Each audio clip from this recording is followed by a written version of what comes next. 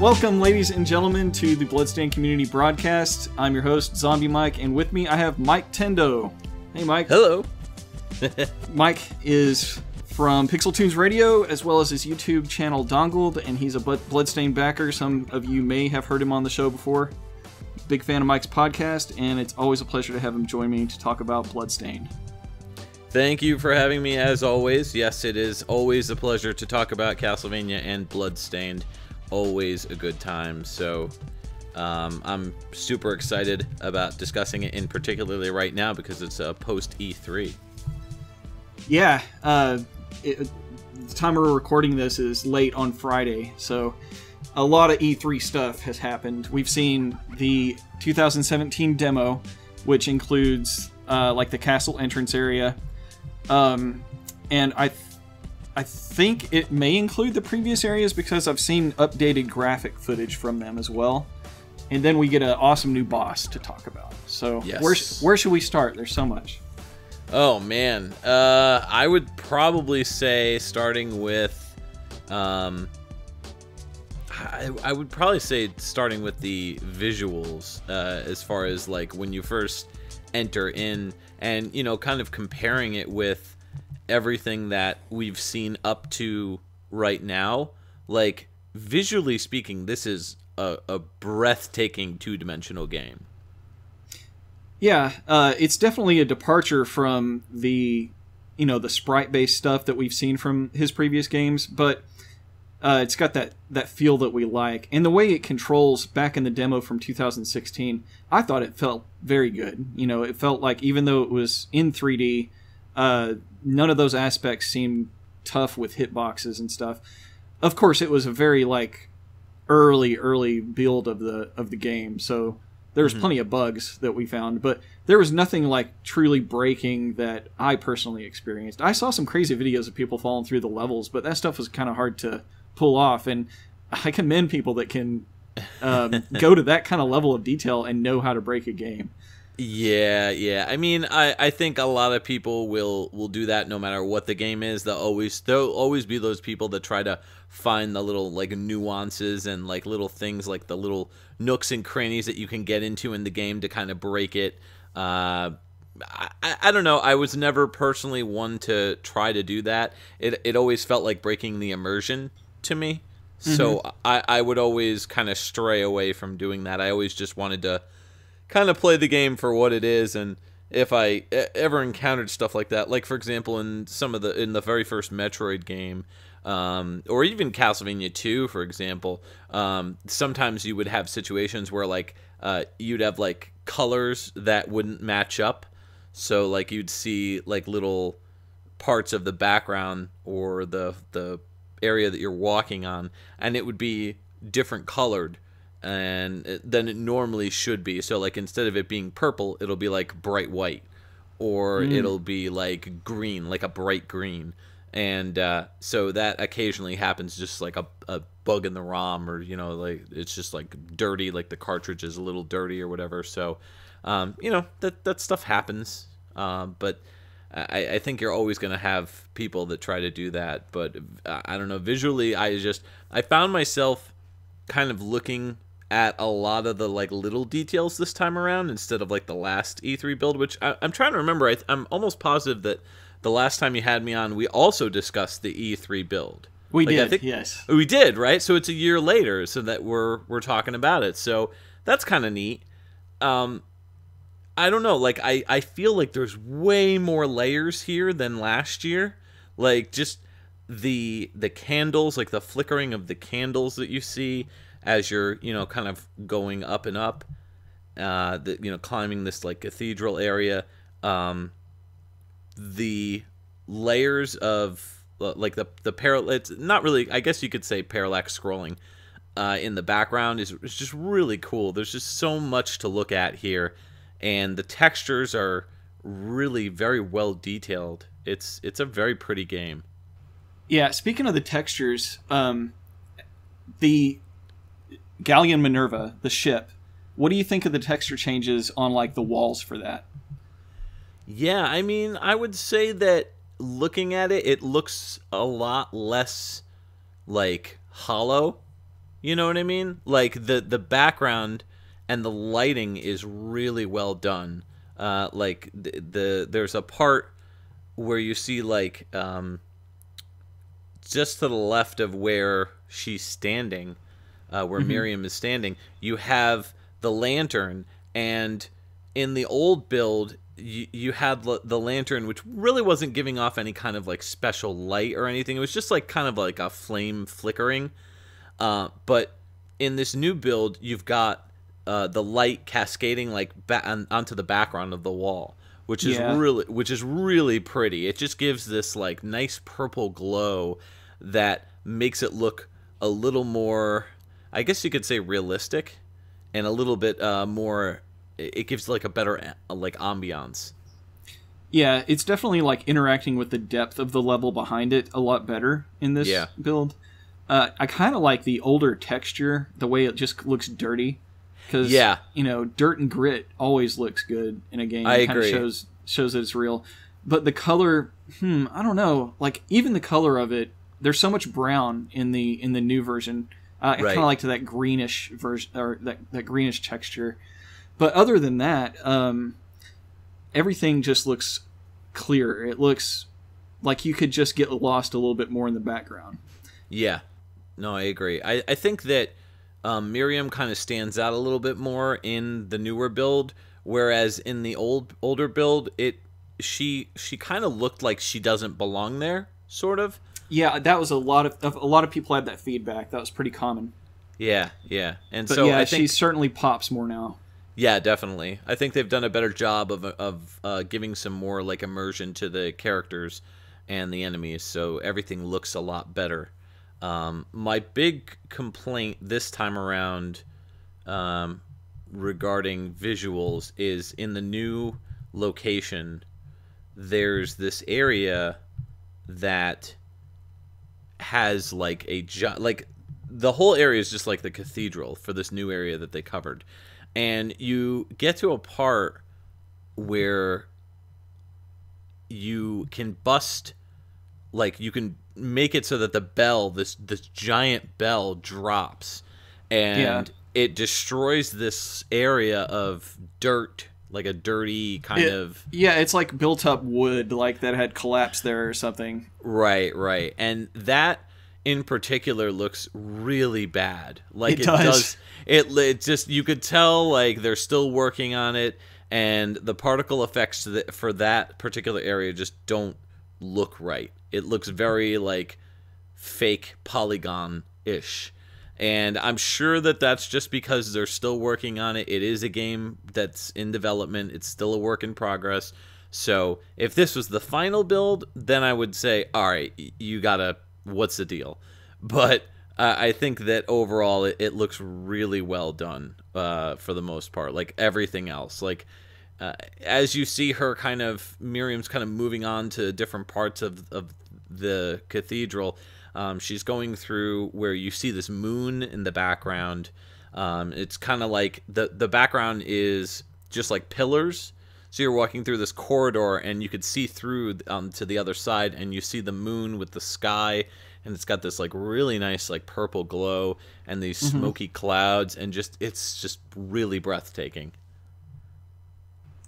Yeah, and all of those things do bring back a nostalgic feel to me from playing Symphony. Like having the clouds pass over as you're going through those walkways from one area to another. Yeah, that just throws me right back to Symphony. As well as some of the parallax scrolling in the background of the castle itself. You know, if you, in the bell area, there's like bells way back there, it's, blown in the wind. There's a lot of little details back there that you might not catch on one walk through the video, you know, with one viewing of it. Oh, definitely. But, I mean, you could seriously go back and re-watch the video at least 2 times, 2-3 times, and you'll catch new things visually that you didn't catch the first time around. Like, for example, the sun, where you were talking about the bells in the background. So the bells are kind of banging or like rocking slowly back and forth, and you see the sun kind of coming in, and that whole thing is just like really unbelievable to look at. It's a very pretty game. Yeah, and no matter how pretty we think it is, there's going to be others that just pick apart everything. And, that's all we have to do at this point is critique what we're seeing. And that's what we're doing now, talking about what we do and what we don't like.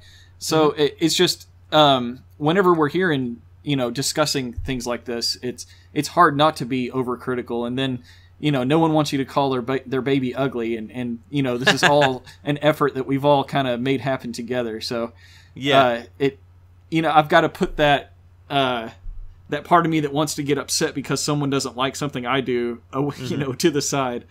I get that. I mean, I can understand that. There's always going to be a lot of critique regarding that. Like, I do think that the relics look really cool, like the stands that you break open for those. Yeah, like I like the characters that follow you, like the relics. The familiars? Or the familiars, yeah, that's what I mean, the familiars. So those are really cool. I am worried that there's going to be an overabundance of them, though.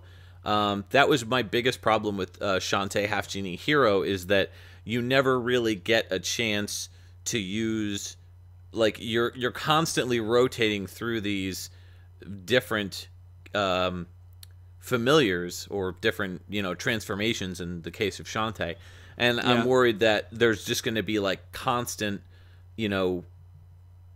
where you have to keep going to, a bunch of different familiars.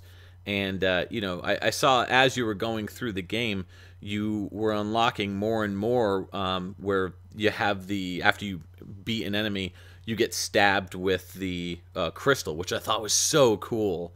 And then you get the ability, or, you get the power or whatever. And I really like that. I think that's a really unique way for them to reapproach getting different, like, sub-weapons or items, Yeah, and this is the first time we've heard Miriam, so when she gets stabbed by those shards, what do you think about her scream?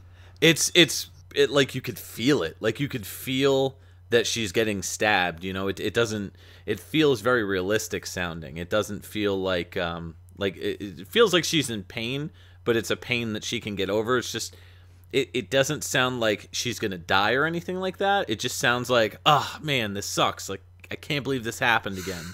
So it's kind of like her, it is her curse. So it's just interesting to kind of hear that. And I'm interested in hearing more. I'm wondering how much voice acting they're gonna do. I mean, regarding Miriam, I wonder if they're gonna kind of keep her as a semi-silent protagonist, have her say a few words here and there, or if they're actually going to give her, like, a fully voiced role. Yeah, I really do hope that she has a personality that we can, that she's not just all visual and no personality. Shanoa was great, but yeah, when we think of Shanoa as a character, it's kind of hard to relate to her. Yeah. But I'll be interested in seeing what they do there. When it comes to her scream on every new shard that she gets, sometimes kind of like in the beginning there was a lot of shards that were collected right after one after another. Mm-hmm. So with a high chance of drop rate for those shards coming from an enemy, I don't know if I want to hear the same scream every time, or if I want to hear it every time. You don't hear it when you get a shard that you've already got, but I would like to see maybe a little bit of variety in her scream. Yeah, I do like agree. the scream. It sounds great. It's just that back to back, I could see how that would get a bit repetitive. I like how we're sitting here debating whether or not we liked the sounds of a woman's scream. I like, hear her scream. Yeah, it's so great to hear her scream. I really wish she would scream a little bit differently, though. No, there was this one woman that had this great scream. I got to tell you. Yeah. No, I just think that a little bit of variety with those voice acting features may do really well. The only problem with that is, realistically speaking, they have to code all that in. So it's not impossible, but I kind of feel like they may just keep the same voice just because that's what they did in the old games like Symphony of the Night, where he would pretty much, Alucard would pretty much have the same attack. Same thing with even the older games like, Bloodlines and Super Castlevania 4. All these characters, the main characters, had the same like sound when they got hit. There'd always be like the or but there wasn't any kind of difference in variation. So I don't know. I always thought that I noticed maybe some variations in the different injury sounds, and even with Miriam, I think I may have heard more than one or two, but I would have to go back and look. Regardless, the only one that stuck out to me as something that might needed to be brushed up on was the frequency of how often she can do that. Mm-hmm, mm-hmm. Yeah, I think that they'll most likely fit one or two variations, and that'll probably be it. I don't think they're going to go crazy with it like in a fighting game where you have like 13 or 14 different getting attacked noises. Oh yeah, absolutely. No, that's way too many. no, I think they'll keep it pretty simple regarding that, but I'm interested in hearing the enemies as well, like their voices too. I think it'd be really cool to hear like some mini bosses or like some bosses, like the boss that we end up seeing in this latest demo, the female blood. I don't know, I guess you could say like a blood witch or something like that. She's very similar. From what I understand, she's inspired by Elizabeth Bathory, who, every Castlevania fan knows, Elizabeth Bartley, Carmilla, like has that influence from Elizabeth Bathory. So yeah, in the book of Carmilla, she actually slept in a coffin of blood. So finding this one bathing in blood is very Carmilla-like. And I'm glad that they're back to... I mean, it doesn't say she's a vampire, but she's got to be a vampire, right? So, yeah, that's something I definitely wanted to see in the series. And everyone was wondering, is Iga going to even use vampires? So, I think that I definitely got what I wanted out of that. The name of that enemy is Bloodless, which is kind of ironic. It's like calling the big strong guy tiny. Yeah. I guess she's bloodless if you defeat her. And Iga was saying as the more damage you do to her, the less blood she has when she uses those attacks. So her clothes get smaller and smaller. Right. And I was watching one of the interviews with Iga, and he essentially, you could tell that Iga's getting uncomfortable. He may be getting some controversy regarding some of the female characters that he's putting in these games. I don't necessarily think Miriam so much, but I do think the E3 demo from last year had the boss with the huge bazongas. Yeah, that, and also the newer character that just got announced. I think her name's Danielle. Oh, yeah. Right. This is a running theme, obviously. Yes. And, that's absolutely going to bother some people. It doesn't personally bother me, but I'm the kind of guy that uses the word bazongas. Right. Regretfully. No, I think that you're going to get that in this day and age, unfortunately. I think that ultimately it's the design choice of the developers, whatever they want to do. I don't think that they...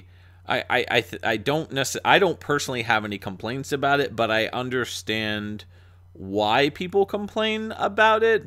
But at the same time, I'm kind of like, just kind of get over it in a lot of ways, just because there's different shapes of different bodies of all different characters, and these games are fantasy, so you're not playing them for realism, so to speak. I think there's a certain level in video games where you can kind of sit there and say, okay, this doesn't need to be that realistic. You're playing as a girl who's getting stabbed with crystal shards and completely living. You know what I mean? Like, we're gonna need to throw a little bit of, fantasy in there and make it so that it's not so realistic. And I don't know. I'm curious as to what the female fans of Bloodstained feel. And I know we talked about this on the forum a little bit at one point. And, we try to keep it semi PG-13, to not offend that many people or not, piss off too many people or too many fans. But I'm interested in what the females think about, what the ladies think about these changes in these characters. Like, do they think it's good? Do they think it's bad? Do they think that there needs to be more variety, or what they have to say about this latest build? Well, you're asking the questions that I've already heard answered by so many people. When the PAR boss came out last year, it created quite a topic on the board that didn't want to die. And for the most part, the vast majority just felt like Iga should do what he wants to do. Mm-hmm. And Japan's a bit different. And then you had those that were obviously felt very strongly against using these stereotypical looking bodies on women. And people are going to feel the way they feel. If it's something that bothers you to the point where you can't enjoy the product, then the product's not for you. Right. That doesn't necessarily mean that you need to go on a witch hunt and try to destroy someone's creation that they've been working on, and something that so many other fans do like. It just means that, that's not for you. And if on the internet we all found a way to just say simply, oh, hey, this isn't for me, then the internet would be a much happier place. Yes, all too true. But yeah, I think character design-wise, I think that Bloodless looks great. I think it's a very unique design, especially based on, it still has that Castlevania flair to it. It's got the mature content because of the blood. It's got the sexiness because of the character design. And then, she's attacking with these umbrellas, which is very, gothic thing to do, especially with the blood dripping down. I just thought the whole boss fight was really cool and really, it looked really nice. The only thing I would say is that I kind of feel like the fight is it doesn't belong there, personally. What I would do in my personal opinion is I would have that boss in a totally different section. Make it like a bath area where it's just one giant bathing location. You know what I mean? Yeah. Or an underground, kind of like the sewer in Symphony of the Night, when you go down to the underground caverns. I think that this would be perfect for an area that was similar to that, but if you got to a big giant white, completely white area, and then you see this character come out and she's completely, covering herself with this red dress and the red umbrella and all that stuff. I think that would be just such a nice stark contrast to the bright white colors. So, what we have here in the area that you're in, you could tell the colors are white, but because of the shading, a lot of it looks very dark and purpley. Mm-hmm. And so I kind of feel like if they really wanted to do this justice, in my opinion, if they really wanted to make it have those gothic undertones, then putting that boss in an all-white bathroom type area, which, is sterile white, that I think visually would be a lot more captivating. Yeah, having her in more of a bathhouse type section would be cool. Finding her in a bedroom where she's bathing is fine. It doesn't really bother me all that much. The only thing that I would change about Bloodless, aside from maybe renaming her to Bloodess, or I don't know, Blood Princess mashed together would be Bloodess, right? But yeah. Bloodless. Okay, aside from the name though, just when she has this one attack where she does this bad ass just huge stream of blood that she points kind of up and in front of herself and then goes up with it. Yeah. And that will totally miss the player most of the time. I don't think Yeah. anyone's ever going to be hit by that. So that she either needs to point it straight forward all the way first or something. Of course, there needs to be a way to dodge it. Mm-hmm. But I just think that one attack was the only thing that I was like, man, that could be a little bit better. But I love the umbrellas, the way that she uses the umbrellas. She does have an attack like I'm talking about that does shoot straight forward.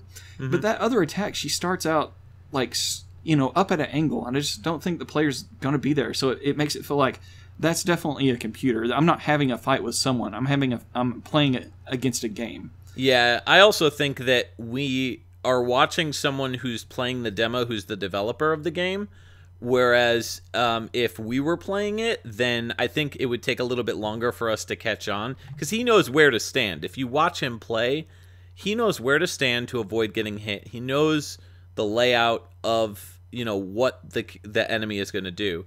So I think in that aspect, it's a little bit more. I'm a little bit more forgiving in that aspect. But yeah, and I mean, it's not like this is the final version, right? And they could tweak a lot of stuff. In fact, they were talking about tweaking her visuals just because Iga seemed worried about the whole sexual aspect of it. Oh, I hope they don't. That's yeah, I got that sense too. He really made it seem like, he was kind of tired of hearing about it, And that's kind of the and here we are talking about it again. right. Well, that's kind of the thing that I got the sense of, is he's just like, now, listen, the character is a little spicy, so go with it with a grain of salt. Like, understand that that's just the way that this particular enemy is. Not all the enemies are like this. Well, every boss we've seen so far is. Yeah, and I don't think that's going to be like a continuous and thing. Two of the characters are, Miriam and Dominique. Well, even Miriam, I think is not as. I mean, if we're talking just pure like sex appeal or bust factor, I don't think that that Miriam is. I don't look at Miriam like that, I guess you could say. I think that she's more in line with Shinoa in that aspect. I think that she is playing the part of the heroine very well, and I think that people were throwing a fit though, because the concept art, she didn't look very busty, and then they released the first reveal of her 3D model, and the bust size had definitely increased from one of those pictures, and it caused quite a bit of, I don't know what you want to call it today. Yeah, controversy. I don't know. I mean, people are gonna. I think that people also need to understand that the game's a work in progress. So if people have a problem with that, then maybe this is just not the type of game for them. But I don't know how anyone can look at these games and be like, oh, that's not for me. Like, I'm sorry, but that's just too much. I mean, you're talking about a game based on what, at least the original feel of the Castlevania games. It's something brand new. It's a whole new IP, but the Castlevania games have always walked that line of controversy. I mean, even I never really felt that way. I mean, you had the succubus's boobs that in the concept art were completely bare, and there were some sprites that had some nudity in it, but I never felt that it was a character aspect of the series. I mean, like Elizabeth Bartley, Carmilla, even before Judgment, even before they gave, Oh, yeah, well, Judgment definitely went that direction. Judgment was big-time sex appeal with all the, most of the female leads. And, even like, what's his name? Isaac from Curse of Darkness. That's another good example, because he's oozing sex appeal. I mean, it's a guy who's basically completely topless. His pants are way low, like super low down to his hip bone, basically. Didn't he kiss Richter when he stabbed him? I think he did. Maybe he did. I don't remember. It's been a really long time since I played through Curse of Darkness. It's a great game, but I've never played it. Oh, it's really good. It's really good. I just didn't have a system. It just didn't work out right. Now, I could go back and get it, I think, and that's one of the Xbox compatibility things. Like, I think that Lament, I might be able to play Lament. Lament is on PS2. I think that it was on Xbox. It was on Xbox, and now I have an Xbox One now, so I should be able to get that. Curse of Darkness was, but not Lament. Lament was only on PS2. Yeah. Oh, okay. Well, I guess I'm gonna have to. Well, can I play it on a PS3? Because I've got one of those. Maybe, I'm not sure. If you've got a PS3 that's backwards compatible, you can. Is that? So, I don't know if my wife's is or not. Anyways, but yeah. Another thing that I really liked about what we've just seen is Miriam can do that attack where you jump straight down and kick. and that's pretty iconic to all of Iga's games. I agree. So it was great to see that.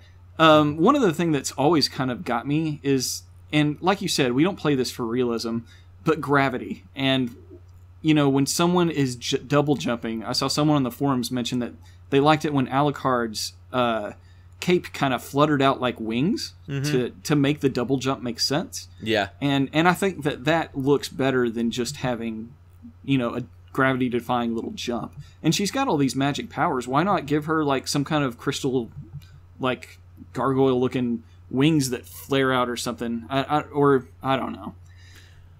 There's got to be a way to make that just a little bit more realistic. I also think that, or at least as far as I can tell, I believe during the demo at some point there's a part where she picks up an accessory and she's able to put it on, and you're able to see it on her sprite in the game, like not in her not in the picture portrait. In the menu. Yeah, in the menu it doesn't, but on her model it definitely changes. Right.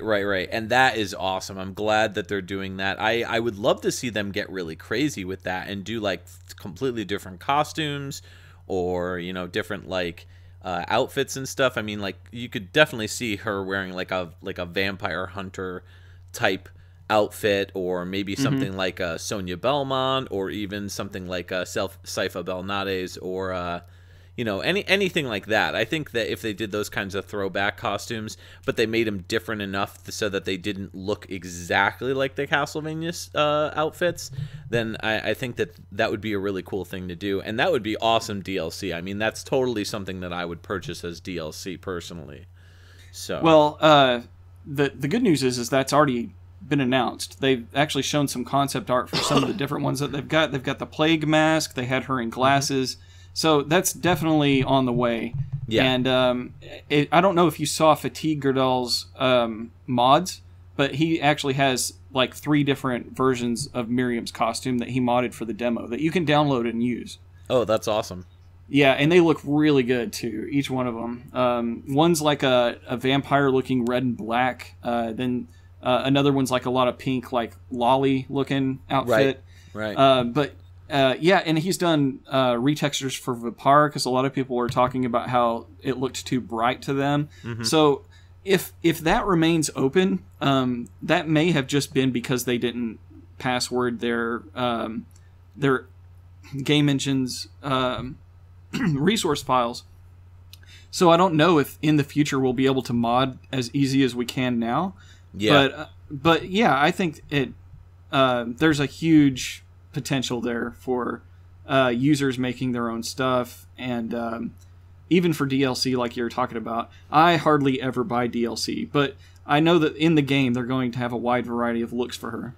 I think for a console whore like myself, we're going to see a lot less of the mods that people are going to be able to do, but I think that they'll more than make up for it with, you know, additional bonus costumes or accessories. Like, I think that there's a wealth of content that can be provided afterwards by the developers, you know, by Iga and everybody. So I look forward to seeing what they are going to be coming out with.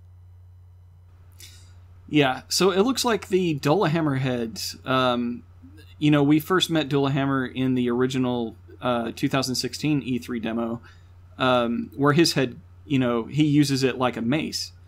And now it seems that they're flying around to replace the Medusas. And you can actually get one of those as a familiar in the new demo. Yes, yeah.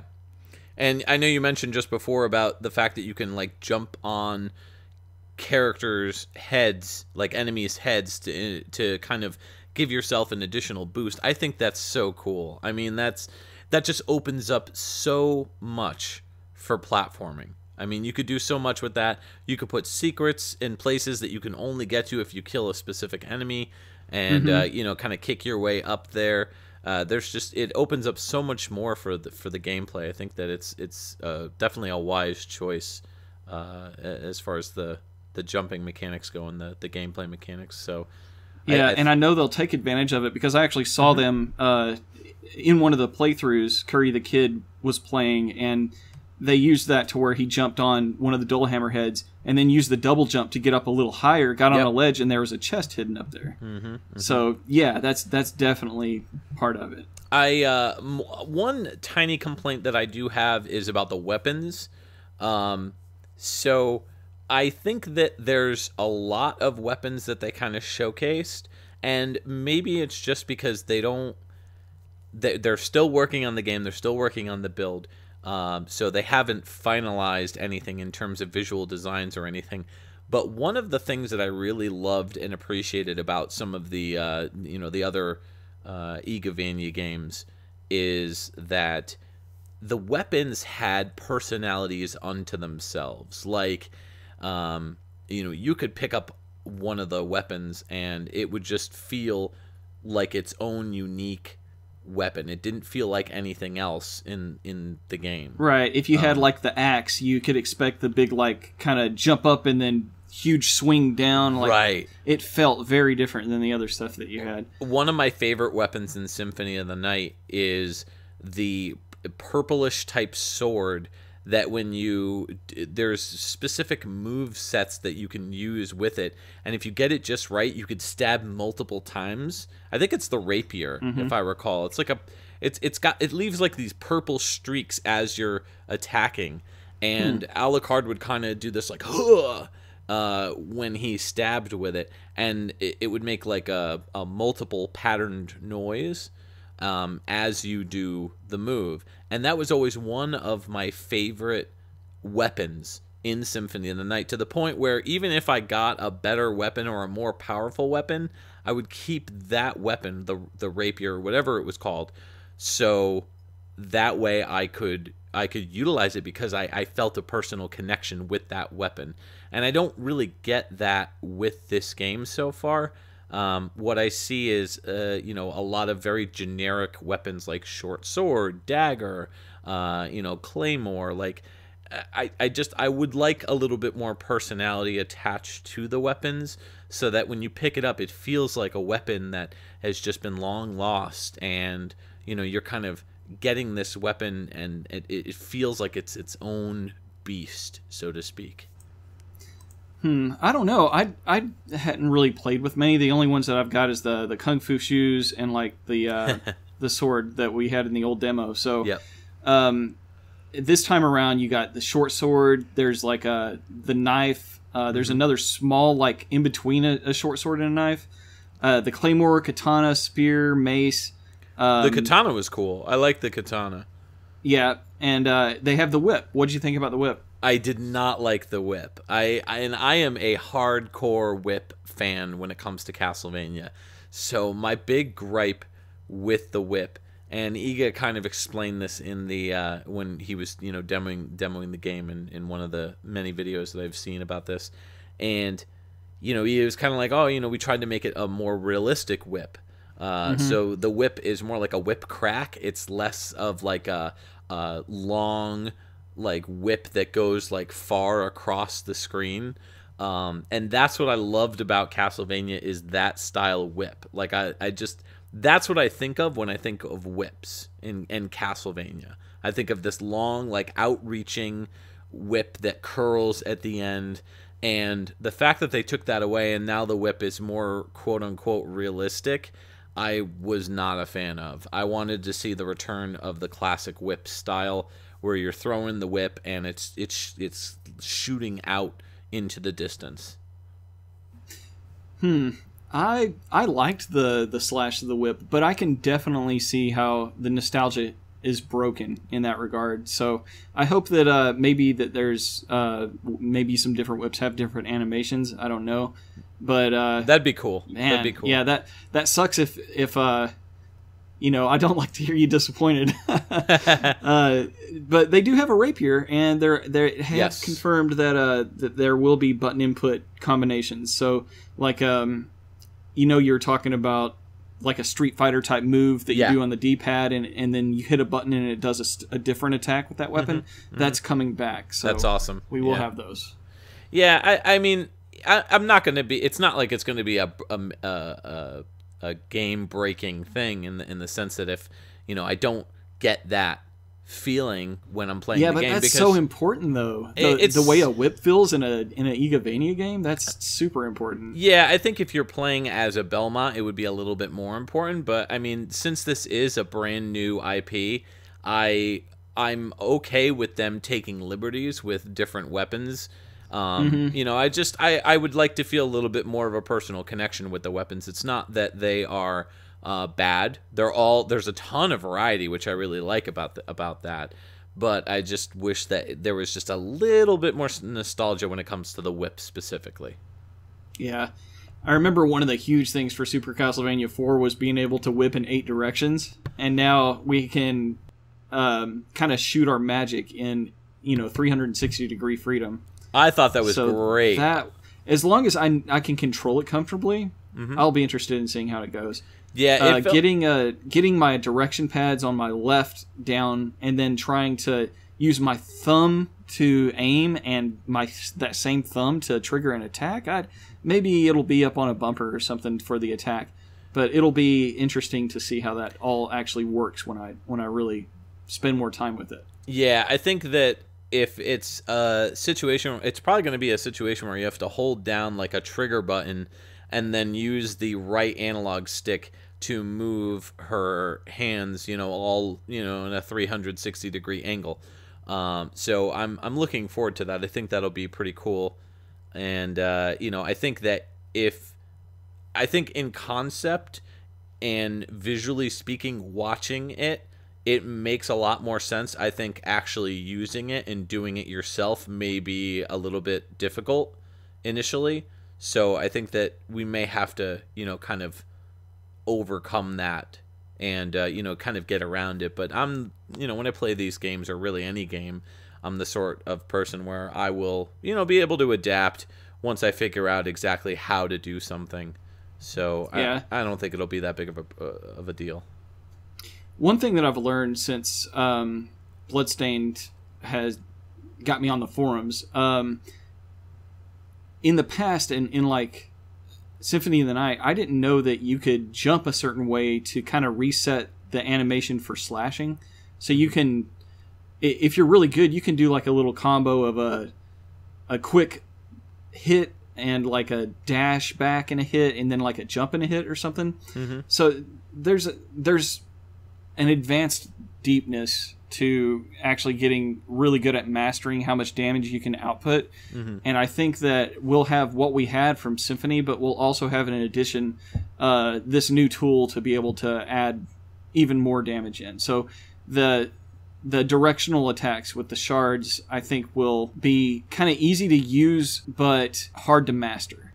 So I was looking at the visuals for the enemies, and when they die, they kind of like turn into these like pinkish, reddish, like blobs, like almost like crystals, which I think that's what they're trying to go for, is like that whole crystal aspect, or the stained glass aspect, which is a heavy theme or a motif in the game. But I am wondering about the visuals for when the enemy dies, like Bloodless, for example. When she dies, she kind of, like, her sprite just kind of like sits in like sustained motion, where like she'll just be still and in the air and falling, and then she like drops to the ground like stained glass and cracks, but she just kind of turns into this like pile of mush.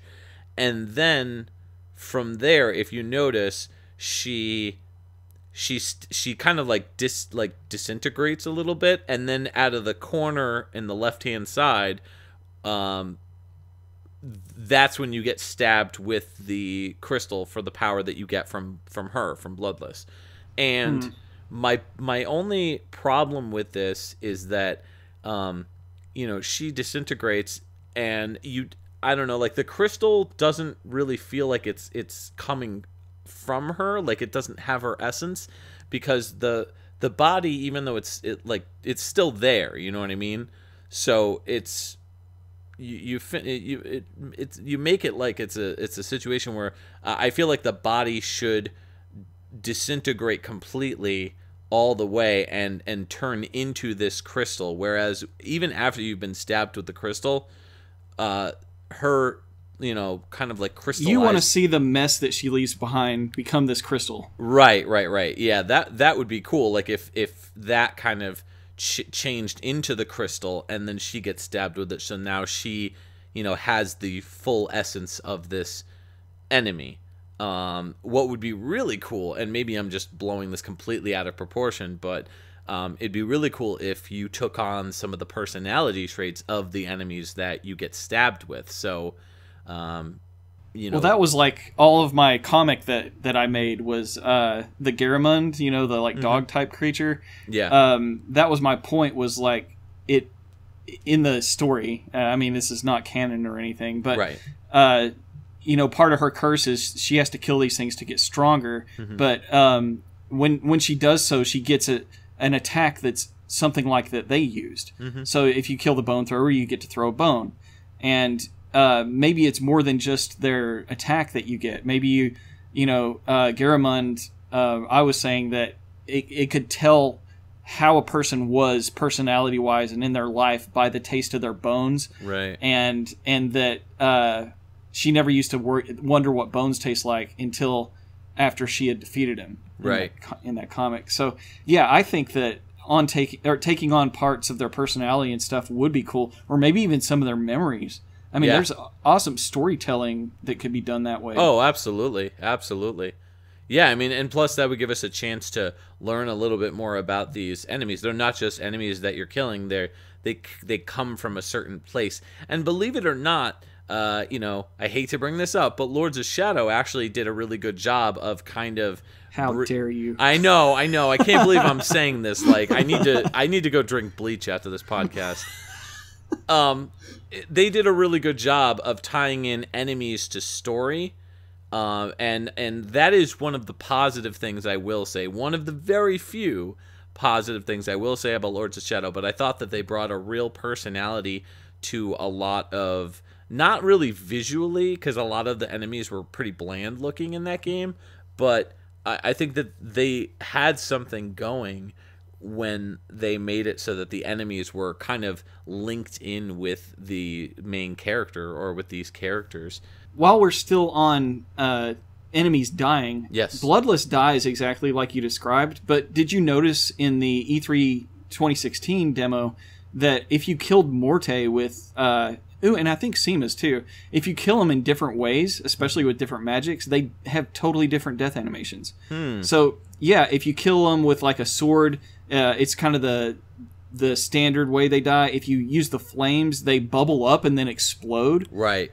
Yeah, there's just that level of detail in enemy deaths. So, I like the enemy deaths so far. And I didn't the way that the crystals, the way that Bloodless kind of decayed and turned into crystal and broke apart, that didn't bother me. I thought that was a cool moment, but you know, it looks like one of those shards, just one of the pieces of her body just kind of grows and jumps up and stabs her. So right. And that's another thing, is like, is she being completely stabbed, or is she pushing those into herself? Well, I feel like it's stabbing her because of the force that's coming at her.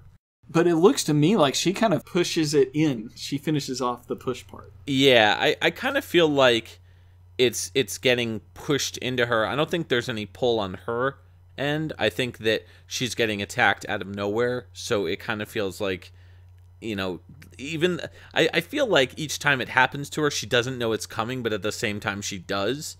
So it's this weird, like, reaction that you see where she's getting attacked by this thing, but she still kind of is understanding what's going to happen. So, I mean, at least that's the kind of the point of view that I get from it. Yeah, it's like supposed to be unrealistic at that point. That's definitely just a suspension of disbelief type moment, because it gets so big, and then she would die. If any of that happened. But then it disappears. You know, it's just a game. I can't get too critical of something so crazy like that. But it's a cool effect, the way that all the stuff comes in around the screen, and it's always colored in a way that coordinates with what kind of shard you're getting. Right, like if it's green, and then I think they automatically, equip, so you don't have to switch to it. Mm-hmm. I saw one area where they destroyed a wall and found a secret, so yes. I'm glad those are still in there. Yeah, I'm sure that'll be pretty prevalent throughout the entire game. I would like to see like entire areas opening up because of that. Like, you break open a specific wall that's really hard to get to, and once you do, you're rewarded with, maybe like a long stretch of a hallway where you've got to defeat some enemies, but once you do, you get to the end of the hallway, and, it's got like a treasure chest full of some goodies, so I think that'd be really cool. I'm interested in seeing the fight with Iga. Good lord, that's going to be a lot of fun. Trying to fight Iga, and I think that it's really cool. I mean, there's so much nostalgia, but at the same time, it's an entirely new IP, so it does feel a bit fresh, and it's not that Castlevania normally doesn't feel fresh. It does, but it's just because it's a brand new IP. There's so many routes that you can go with it, and so I'm definitely interested to see where they take the characters and where they take the journey overall. So I believe that they're doing the Japanese voice acting already. I don't know if they've started on any of the English stuff yet. I don't think so. Because Bloodless was definitely Japanese only. Well, I mean, she was speaking English. She was saying English terms, but she's definitely Japanese voice actress. Yeah. I'm sure that they'll be doing like a mix of. That might have just been for E3 where they were like, "Hey, can you just record these lines really quick?" Yeah. I like how you have a secondary attack to quickly. Excuse me. I like how you have a secondary attack where you can use to kind of break open the candles or the lanterns, at least in this version, where you could bust them open with a kick instead of and the kick feels a lot more fluid than any other attack that I've seen in any of the Igavania, Castlevania style games. I think that it's... So what you're talking about is like a jumping kick to break candles? Yeah, the jumping kick, or even just a standing still kick, where you approach a candle, or you approach a lantern. Will she kick them if they have a weapon? I mean, if she's got a weapon in hand, she'll still kick it? Yeah, I think there's a separate button for kicking. Like, I don't think that...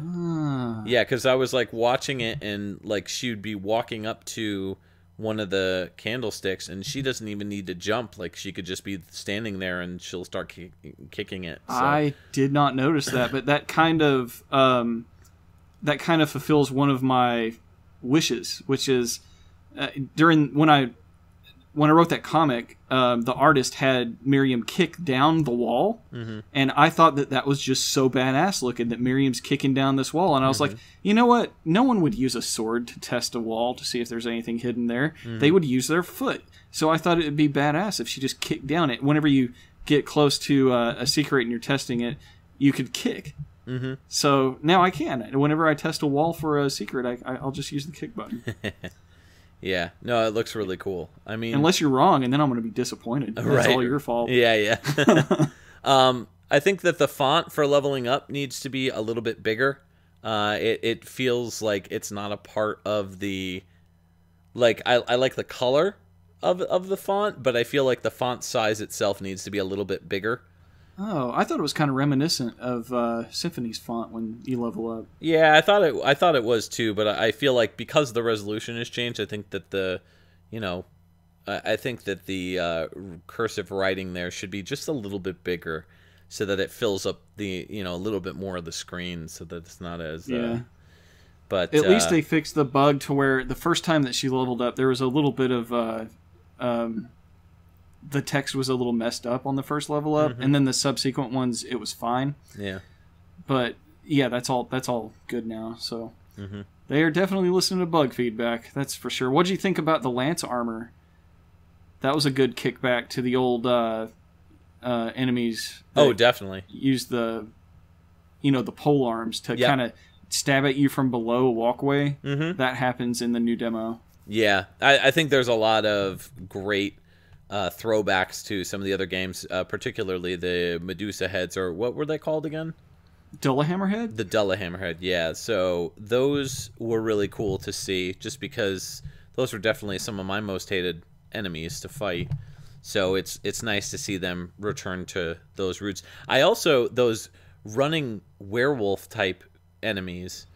That's the Garamond. Yeah, that's right? the Garamond. Or is it are you talking about the monkeys? No, not the monkeys. The wolf, the wolf looking character that runs towards you. That's the Garamond one. That reminds me of the beasts that run towards you if you go left instead of right in Castlevania 2 Simon's Quest. So when you're leaving the town, you have the choice to go left or right.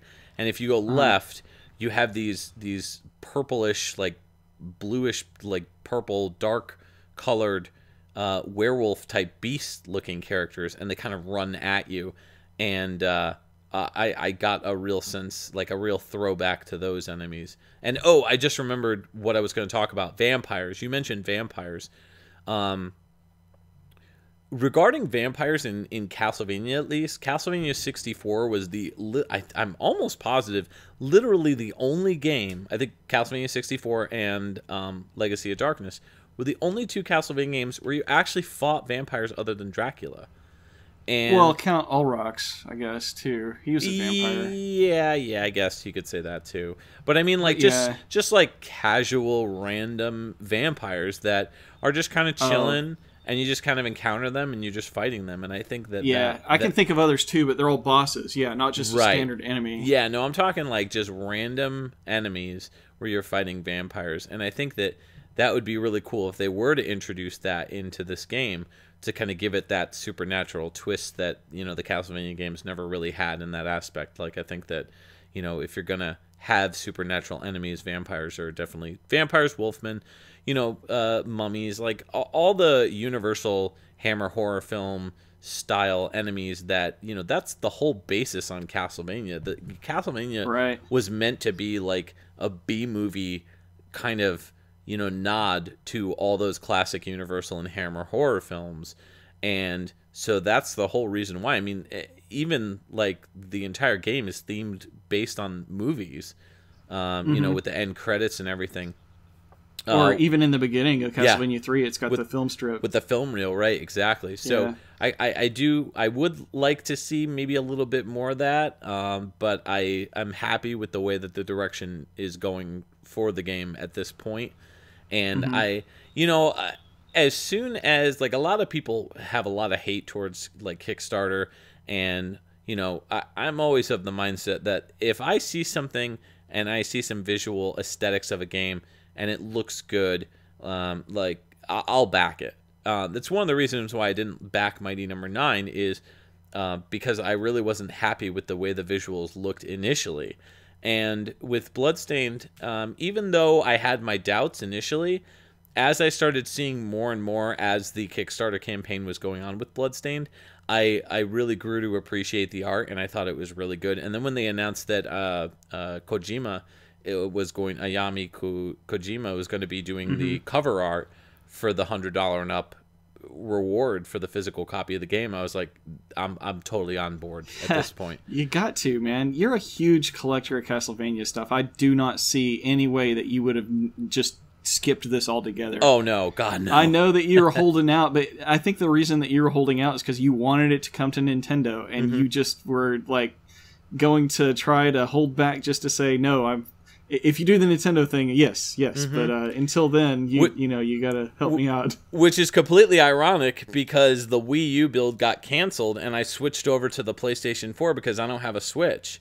So now I'm going full on PS4 instead. So hey, it happens. I mean, what are you gonna do about it? But I am a Nintendo loyalist when it comes to the classic franchises. I like seeing the classic franchises on Nintendo systems. Castlevania, I feel like started off as, for the most part, an NES-based game. So I always supported Konami making Castlevania games for Nintendo systems. And, you know, for the most part, I think that that's been the case. I mean, even with the Game Boy Advance games, the Game Boy games, the NES, Super NES games, you know, I think Konami has a great track record with mostly sticking with Nintendo, and I always felt that it was a good fit for the games. And so nowadays, of course, things are much more different, and Nintendo is kind of playing, you know, kind of like a backseat role to the industry. And basically the way that it works is you buy one of the two big systems, or three systems if you want to count PC, and then you buy a Nintendo system because you want the Nintendo classic games. And yeah, they have those IPs that people will just always follow.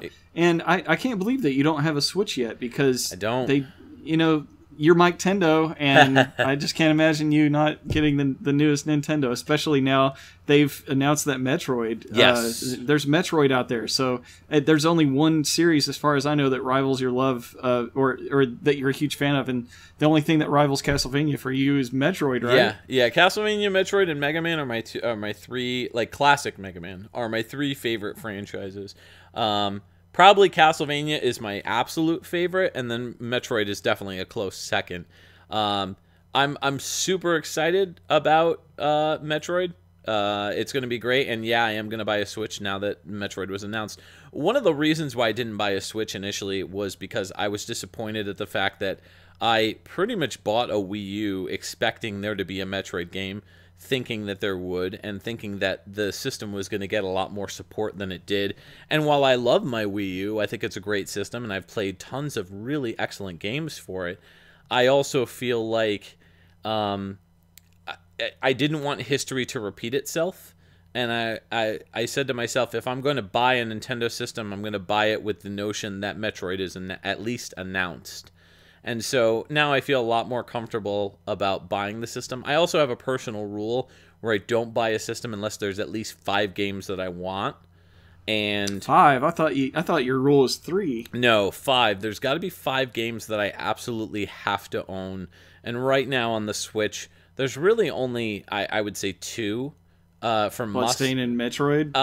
Well, I guess you could say, in all honesty, I'd probably rebuy Bloodstained for the Switch. You know, either way, I'm getting the PlayStation 4 copy that I kickstarted, but I would probably end up rebuying it. Well, you can switch your copy if you want. Yeah, my big worry about switching the copies is kind of like what the Shantae Kickstarter is doing right now, because I got it on the Wii U, and they're saying that if you end up buying the Switch version of the game, your pre-order or your DLC that you get that's backer only, that stuff you can't get with the anything but the version that you originally paid for, which would be the Wii U version for me.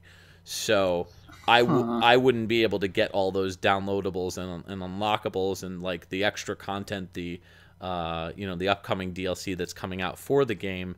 I wouldn't be able to get any of that on the Switch. So I'm hesitant to doing that when I know that, I'm locked in with the PlayStation 4 version, and I'm very happy about the fact that I'm getting the PlayStation 4 version. I wasn't initially, just because I only had a Wii U and I didn't have a PlayStation 4. But if I had a PlayStation 4 even back then, if Nintendo wasn't an option at all for Bloodstained, then yeah, I would probably stick with the PlayStation 4 version, because at least I had a system that it was coming out on.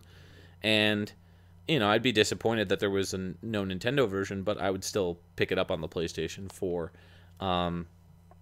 But yeah, I think that overall it's a pretty exciting time to get into the Switch. I think that more and more games are getting announced, and I think that they're going to be putting out more and more games that I'm going to be interested in. So right now the only 2 games are Metroid Prime 4 and Xenoblade Chronicles 2.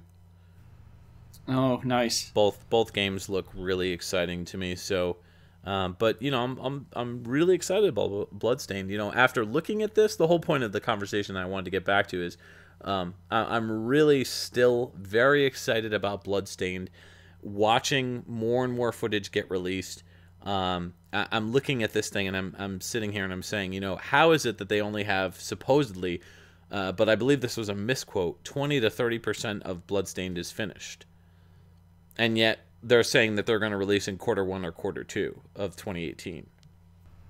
Well, Mana specifically addressed that. Have you read that? No, I haven't. I haven't read the update. I heard that the only thing I did hear was that that was a misquote. No, it is not a misquote. Okay. It's just not initially understood very well, which is the way it was said. So here, let me just pull up the latest update because it quotes it. Okay, yeah, the update said a few people had a question about the 20 to 30% language in this one. Mana did a good job of explaining the process over in the forums, and there's a link there to the source. So, but the quote in the Kickstarter update says, if you think about working at a larger company, then you kind of have the resources in-house to do what you want to do. But if you're a smaller company, then you have to collaborate. You don't have all the strengths yourself, so you have to work with other companies that complement your strengths. So that's probably a difference in feeling to the way work was before. The resources are a collaboration between companies. Mm-hmm. She says, we're still aiming for an early 2000 release, no question about it. 20 to 30% completion rate is a rough estimate, and it's about how much the game is complete as a whole. What we're currently experiencing is incomplete game systems, manual implementation of certain features prioritized in the E3 demos. When the game system is complete, we could start mass-producing game features such as enemies, items, weapons, shards, etc. to implement into the game. It's true that our progress is still slow and we need to pick up the pace from here.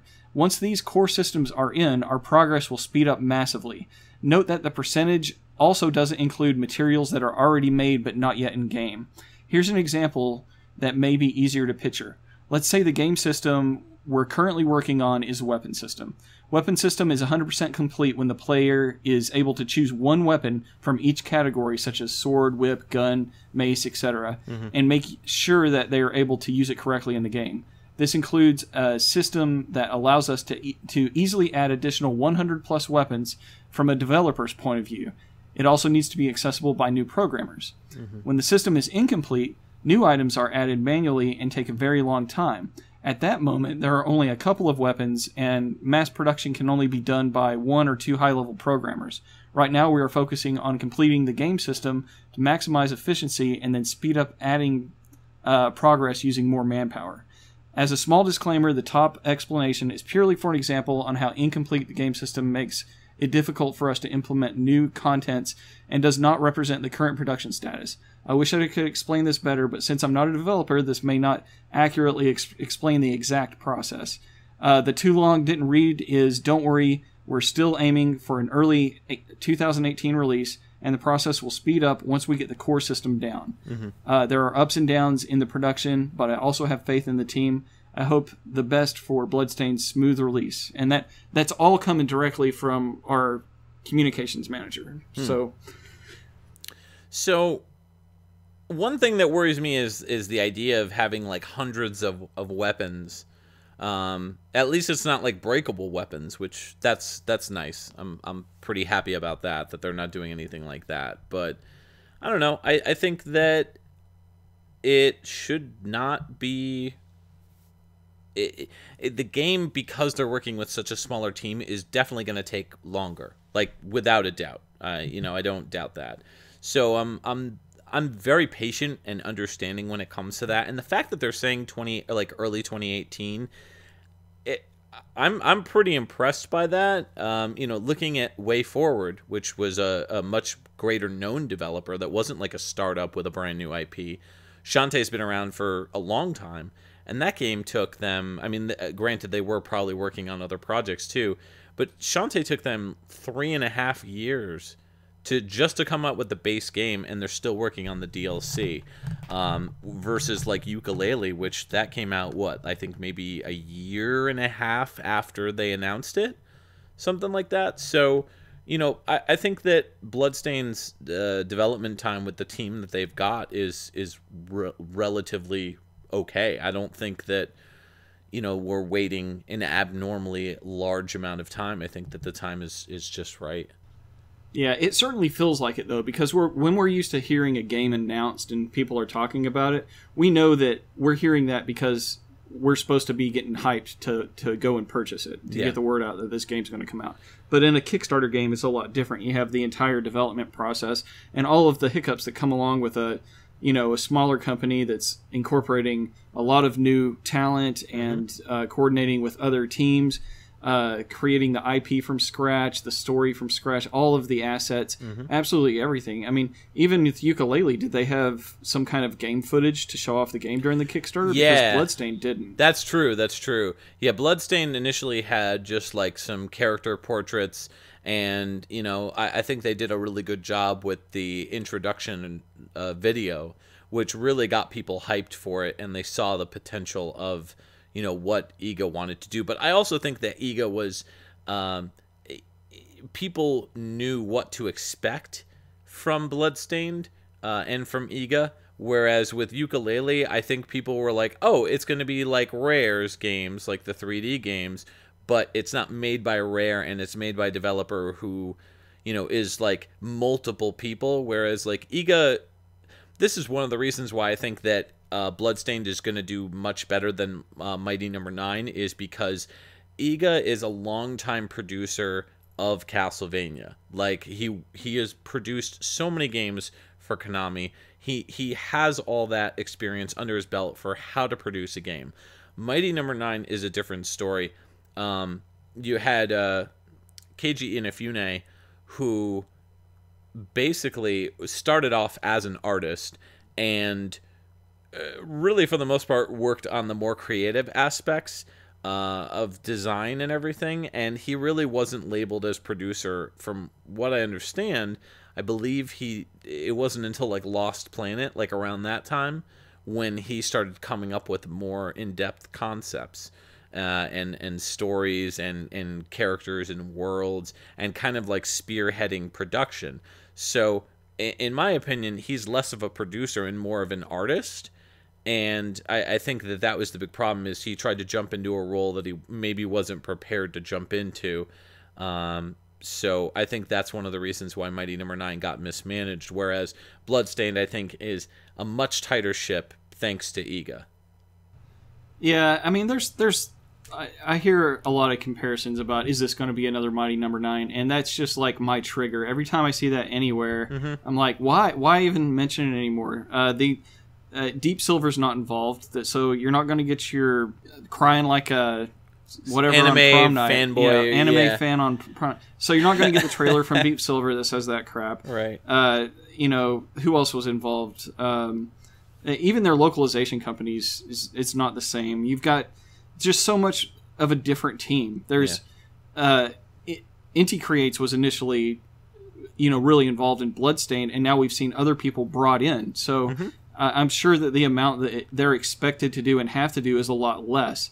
So there's just no reason to really even point at Mighty Number 9 other than it's a Kickstarter that's a love letter to a old school series. Right. So, other than that, it's just another video game. There's plenty of indie games out there that are successful. I mean, there's like a whole revolution of beautiful games out there that people love to play. Yeah.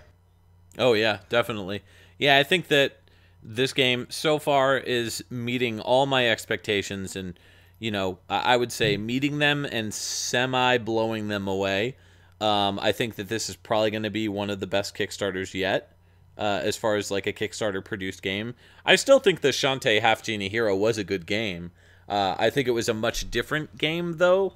Whereas I think that I only played Pirate's Curse, but I loved that game. It was awesome. Yeah, Pirate's Curse is great, and I think that jumping from Pirate's Curse to Half Genie Hero, there's definitely a huge difference between the two. Half Genie Hero feels more like Mega Man and less like Castlevania or Igavania, so to speak, or like that more like Metroid style that some of the earlier Shantae games had. Whereas Bloodstained, it's very clear that they're going for a back to square one, back to the Symphony of the Night days. The Dawn of Sorrow, Area of Sorrows, Harmony of Dissonance, and of course the very underrated Order of Ecclesia. Yes, very underrated indeed. That was one of the best. Yes, agreed. If not the best. I mean, Symphony's got to be the best because it was just on the big screen and, it was new. So it's like trying to compare a sequel to an original movie. Yeah. Unless James Cameron's involved, it's usually not as good. But Order of Ecclesia really did break the mold. And I think that it does a great job of setting up Bloodstained as well, because if you compare Order of Ecclesia to Bloodstained, they're moving in a more magic oriented aspect and design, and I think that this with Bloodstained, they've really taken advantage of that. This, in my opinion, this feels like this is what Iga would have come out with as a sequel. Maybe it would have starred Shanoa, maybe it would have starred Miriam, who knows. But I think that the design and the look and feel of this game is something completely brand new, but something that also respects the classics that it's so obviously inspired by. So, yeah, and Order was kind of outside of the Belmont timeline, so it stood on its own. It had the female protagonist. Yeah, I just think that maybe Iga was tired of doing the same game over and over again, and he really did try to break out and create something. Well, the bigger problem that's only amplified by kicking off a new IP. Oh, definitely. I think the big problem that Iga faced is one of the reasons why they were able to put out so many games on Game Boy Advance and the DS is because they were using this pretty much, for the most part, the same assets when it comes to the characters and the enemies and everything. So, absolutely. That's why the game series started getting a little stale for people, is because you would see the exact same sprites and the exact same enemies, and that kind of carried throughout the entire series. And, I think for the hardcore fans like us, we were okay with that. But for the people that wanted something new and wanted to experience something different, maybe that wasn't the case. That's also one of the reasons why there was so much backlash regarding some of the art changes that they made. I mean, when you jump from Aria of Sorrow's cover art with, that fabulous art from Ayami Kojima, and you move on to something more like Dawn of Sorrow, which is much more anime TV show influenced. It's not the direction that a lot of Castlevania fans cared for. I personally didn't mind it, but I think that Bloodstained is really doing a great job of merging that anime style and kind of combining it with the more classic Castlevania features. Mm-hmm. Yeah, I'm sure that if this was just something that the only thing that we knew about it was the trailer that 505 made, we would just be taking it as it is. We wouldn't be poring over every detail as this game is developed month after month after month. So it's got that challenge against it. Can it live up to the hype? Can this game be what you want it to be instead of just taking it for what it is? And that's one of the things that I really enjoyed about Order was it's done, it's in my hand, and now I was late to the game on that one. I was in a really crazy time in my life. I couldn't play it when it first came out. I didn't even know it came out. I was just at a store one day and I was like, holy crap, are you kidding me?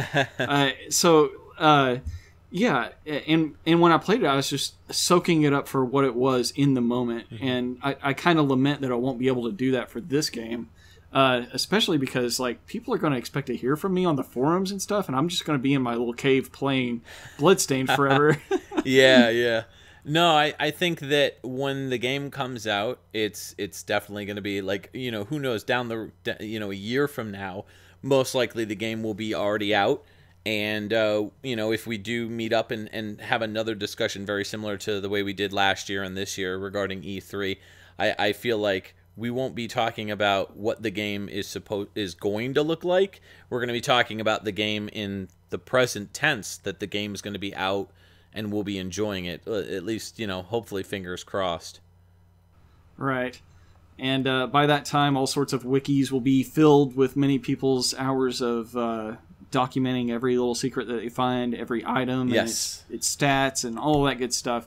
I went and claimed a couple of wikis out there, and I don't know, if you don't maintain them, you kind of lose ownership of them. So I should go out and grab those, or someone that's listening that cares deeply about the game should do so. Yeah, I'm also a little. This is slightly off topic, but not really off topic. They recently released those for backers, the Bloodstained T-shirts. The design on Fangamer's website, and I know you and I were talking about it. I personally like the design. I do think that I know you had complaints about it, that it was a little too like pinkish, a little too maybe like girly looking, or like a little bit more feminine, right? Yeah, I personally won't wear that shirt, but I might buy it anyway. Just to have I don't have the money just to have a shirt, but right. Just as a collector, it's going to be hard not to want absolutely everything. But I have to come to terms with there's going to be things out there that I'm not going to get, such as this awesome stuff that they gave away at E3. Mm-hmm. Those posters. What did they give away? Oh, they got. Oh yeah, Iga signed these badass posters. They're huge. Don't tell me that. Now I have to go on eBay. Don't tell me that. Yeah, and you had to be there at E3, and it was just retweet this tweet and you can get them. So, God, I wanted to be there so bad. I was like, do I know anybody at E3? I was like, well, Nana's there. Can I tell her to just grab it for me? Yeah. That's rough. Anyways. But yeah, I think I'm going to pick up the shirt. I actually tried to go and buy it, and it was sold out. Like, I got the email, and I was like, oh, cool. Okay, I'll go pick it up. And went to go buy it, and it was like, nope, sold out. I was like, oh. Yeah, they sold out faster than Fangamer thought they could have. Dan was on the forums talking about that, but they're going to make more, so. That's cool. Yeah, I would definitely love to rock one, because I think the more exposure that we backers can give the game, the more people will ask about it and will know about it, and people will look at the shirt and go, "Oh, what's that from?" And then you can explain. So, man, part of me, like, my worst nightmare for Bloodstained, even if I don't love the game, because there's nothing guaranteeing that I'm just going to like the overall experience. I just have the faith that that's gonna happen. Mm-hmm. I really know that I'm gonna like this game, mm-hmm. But. My biggest fear is that the way everyone's going to know about this game is because everyone's going to want to crap on it and compare it to Mighty Number 9. And if that happens, I just want to have to, I don't know, man, just not care about the world anymore. The most important thing that I can say, I mean, as an advocate of games that, I try not to stick up for games just because they're unpopular. If I really enjoyed or saw the merits in a game, like the positive merits of a game, I think it's worth standing up for. A perfect example is when I reviewed Metroid Other M, and I tried to look at it from an open-minded perspective as somebody who was a fan of the franchise, who didn't really know anything about the game other than the infamous memes and jokes online about, the baby and all that stuff. So when you actually sit down and play through the game, it's actually, pretty enjoyable experience for the most part. Has some problems with gameplay, but I didn't really have as many problems with story, and I could look at it objectionably as a fan of the franchise, knowing all the backstory and history. But I can imagine why that would be frustrating if you didn't know that.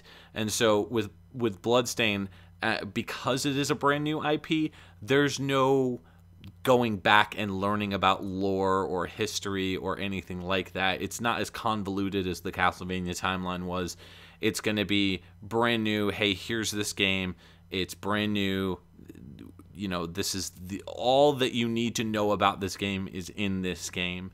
And I feel like even though they're going to be definitely taking on the more nostalgic feelings that people are going to get from the Castlevania games, at the same time, I think this is a game that's built not only for the fans of Castlevania, but fans of these 2D, Igavanias that a lot of people enjoy. And I also think that there's so many indie games out there that use this format.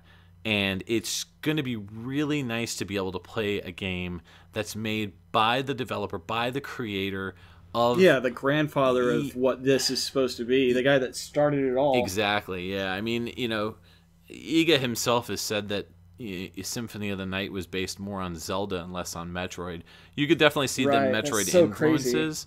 but it's based on Zelda Link to the Past from what he explains. So, that's why I personally have tried to stray away from calling it a Metroidvania. It's more of an Igavania, if you will. Because I say it. I agree, Yeah. but I also just say it just because I want people to know who Iga is. He deserves the recognition Yeah. for what he's accomplished. No, I agree. I think his team that he's working with on this Bloodstained project is great. I think they're doing a phenomenal job. I think that it's going to be a fantastic game, and everything that I've seen from it, I've been very pleased with, very happy. And I think that the evolution of the art style has really improved over time. Like, I had my initial worries, but especially like after each E3 build that I've seen, like I remember when I saw last year's build, and I was like, wow, this looks really good. And then when I saw this year's build, I was like, wow, this looks even better than last year. So in a year, we're going to see this game again, and I really just think we're all going to be very blown away with the finished product. Yeah, probably the most surprising moment for me was when they released the shader votes for Miriam, and she was in that one room, and I was like, "Oh, is this?" I don't know, man. I like it, but it just seems kind of empty and stuff. And then they came out with that E3 demo out of nowhere. Like no one knew that was coming. Yeah, no one knew that we had the assets to a point where you actually play the game. And the level of detail in that E3 demo, I was just like, there is no way in hell this will not be a good game. yeah. But yeah, I never played Metroid Other M. I've only played Super Metroid, and that was pretty recent. But I watched your review of it; it was hilarious. And I just it's going to take people to stick up and let people know that this game has to be judged by its own merits. Yeah. People like and I hope it's not left to just people like our good friend the LJN Defender. It's because it should have a good reputation out of the gate. But heck, he probably did one for Mighty Number 9 already. I think I remember. He did. Yeah, I did watch that. Yeah, he did. And he treated it very fairly. I agree. I did play Mighty Number 9. I didn't play through it, but I did play at least like the first stage or so. And I think that there are some things that I liked about it. I liked how it was very fast moving. And I just really didn't like the visuals. I think that's the biggest turnoff for me, is I just did not like the visuals at all. I also really just the constant badgering and talking with the characters was definitely annoying. And I don't know. I had some problems with the more presentation aspects of the game. But the gameplay itself, I didn't really have a problem with. So, I don't know. I didn't think that it was as tight as Mega Man normally is.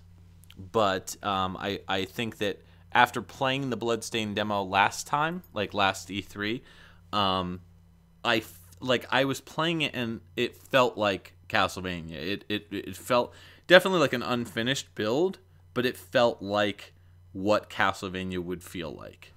Yeah, I absolutely agree. It really felt that way. And the thing that really made me confident in that is Rom Scout, who, speed runs all of the Igavania games. He said that it felt like him that it controlled that way. And for someone that spent so many hours and hours and hours in Symphony, if it's good enough for Rom Scout, it's good enough for me. Yes. I agree. So, Mike, what'd you think about the Adi Shankar Netflix Castlevania trailer? I am so pumped. I know we didn't really see that much of it, and I know that there was a lot of people that were saying it was very brown or very red. I thought it looked great. I thought that it fit a very adult, very unique visual style that didn't feel completely Japanese, but also didn't feel completely American. It was like a nice mesh between the two. And I really like the dark imagery, like when they're going through and you see the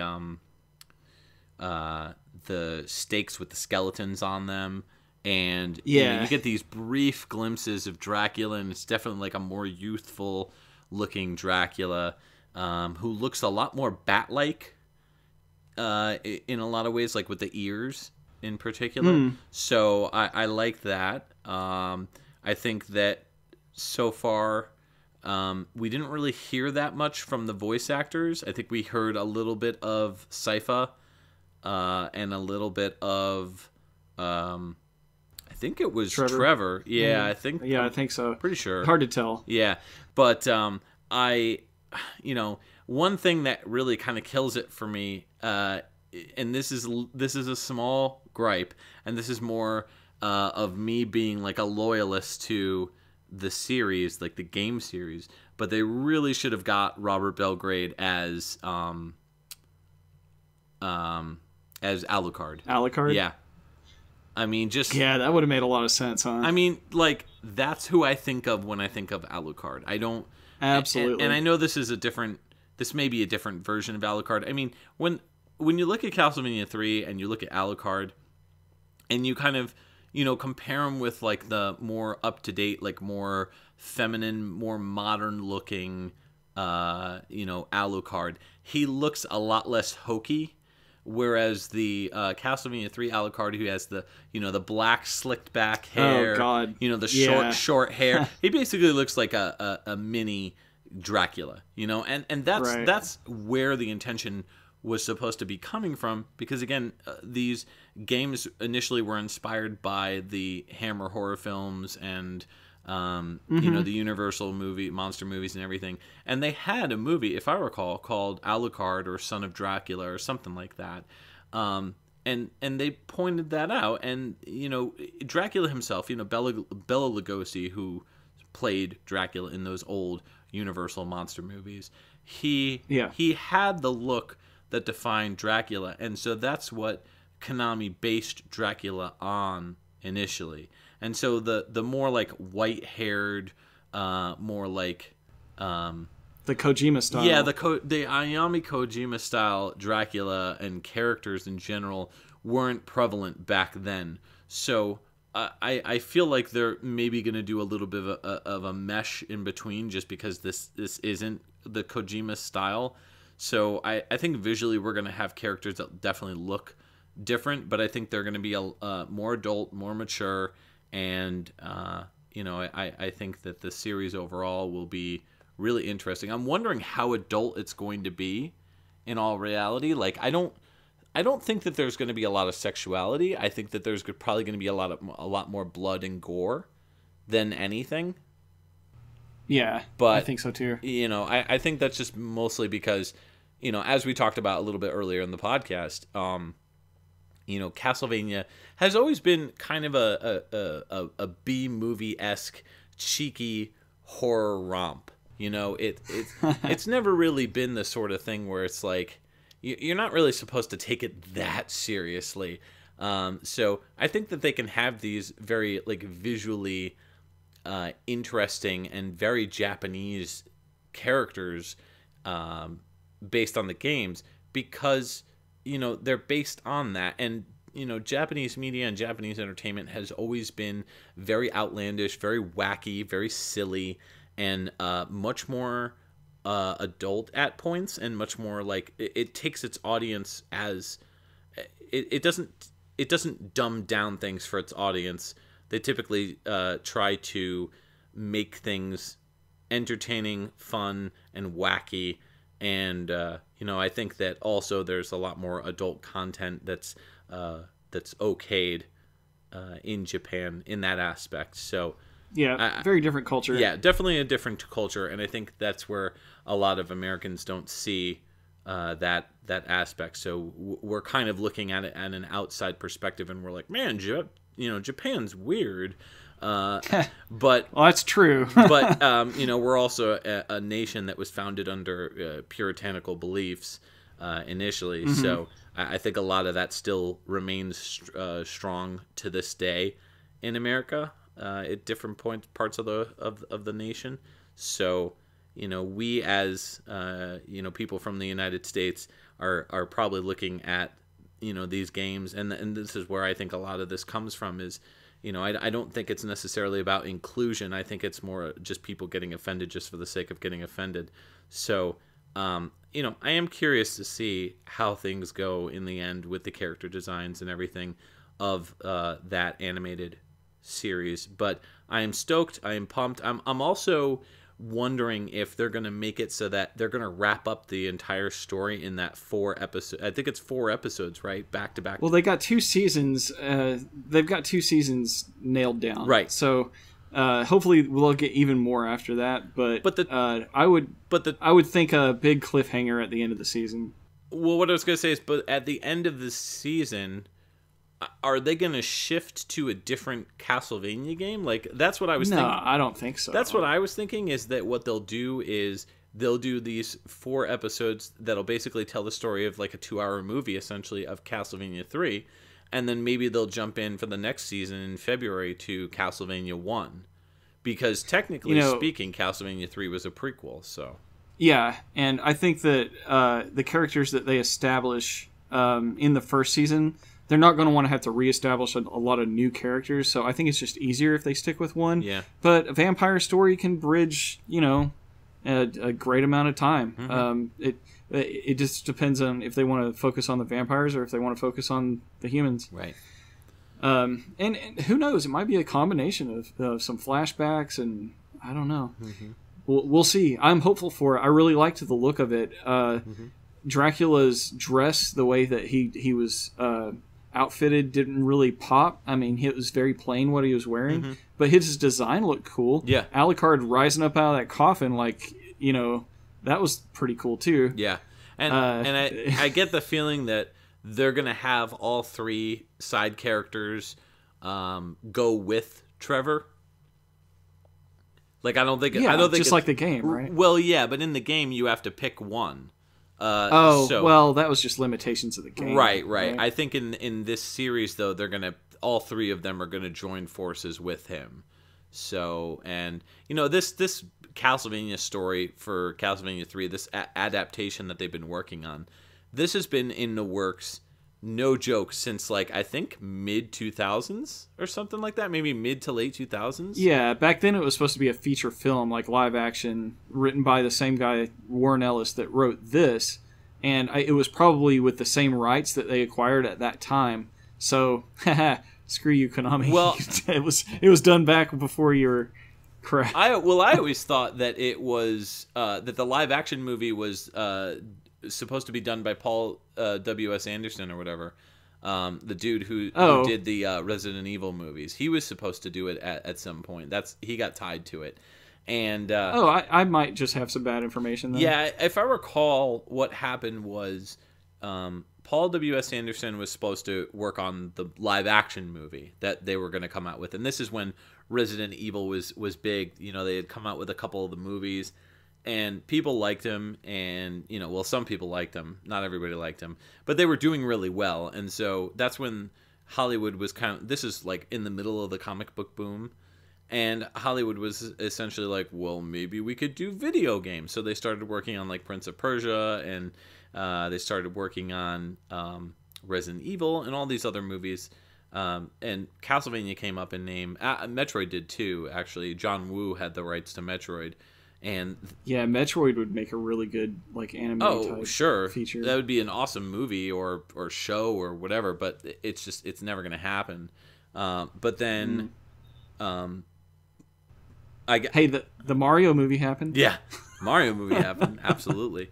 No, I thought the Prince of Persia movie was really good though, but I didn't watch it. It was not bad actually. I mean, if you can forgive the fact that Jake Gyllenhaal is the prince.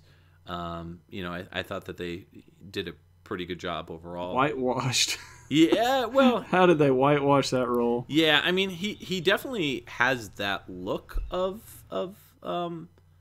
like, he's not... I mean, like, it's very obvious that they chose a white actor because the movie would do better. But at the same point, I don't know.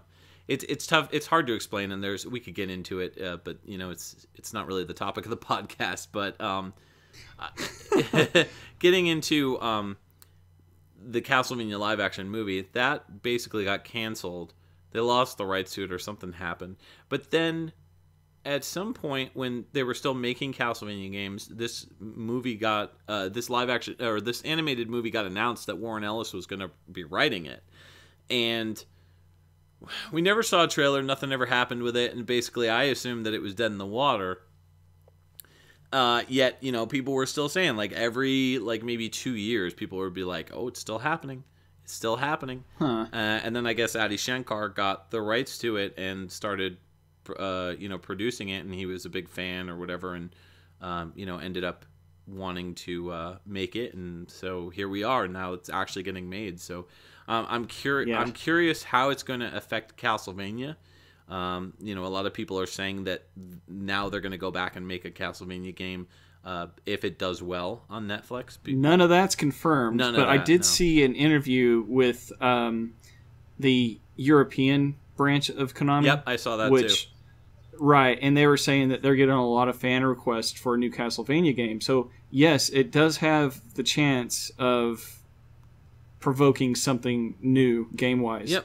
That might not be a stupid pachinko machine, but what it would be and could be, you know, it's not going to be the Demon Castle War. So, listen, I am so desperate for a new Castlevania. No joke. I've been looking up getting those pachinko games, like, or playing them in some way, shape, or form. Like, I'm just, the need is mighty. It's just I don't know. I want to give them money, but I just can't because, you know. Well, that's why we have Lacard Chronicles 2 right now. Yes, exactly. We can just play that. But yeah,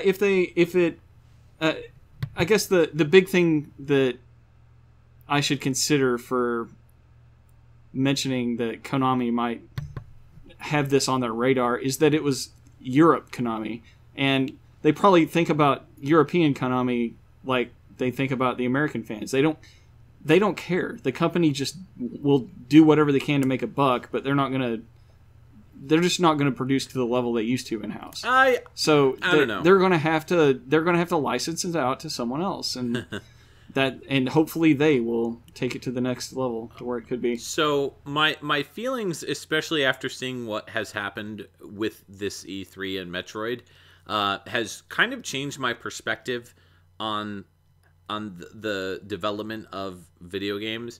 Metroid has always sold very poorly in Japan for the most part. Anything after Super Metroid is sold pretty bad. Really? Yeah. And you know, here in North America, people are absolutely crazy about Metroid, present company included. But I think that there may be a bigger fan base of Castlevania as well in the North America region versus Japan. And maybe that's just, you know, I don't have anything numbers to base that on, but I talk to a lot of people about Castlevania, and a lot of my viewers on my YouTube channel and my YouTube page are Castlevania fans and Metroid fans and Mega Man fans. Good people, then. They got to be good people. Absolutely. So I think that a lot of the people that watch, you know, and have commented on various videos that I've produced over the years of talking about Castlevania, talking about Metroid, talking about Mega Man, talking about Konami, etc., etc.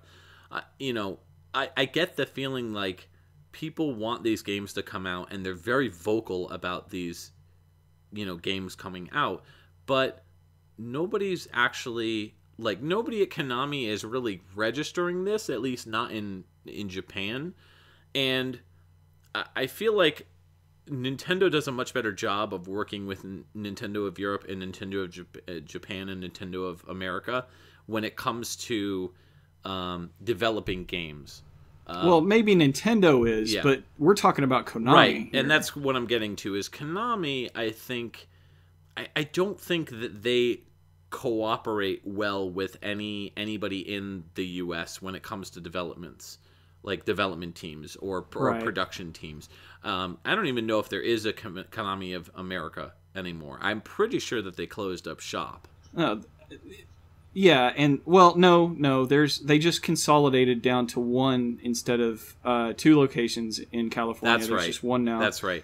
And they're operating very bare bones, very similar to other development companies or production companies like Natsume, Hudson Soft, when Hudson Soft was still a thing, before Konami bought him out. A lot of these companies, when they start seeing, the money dry up, they, naturally want to cut costs and cut corners.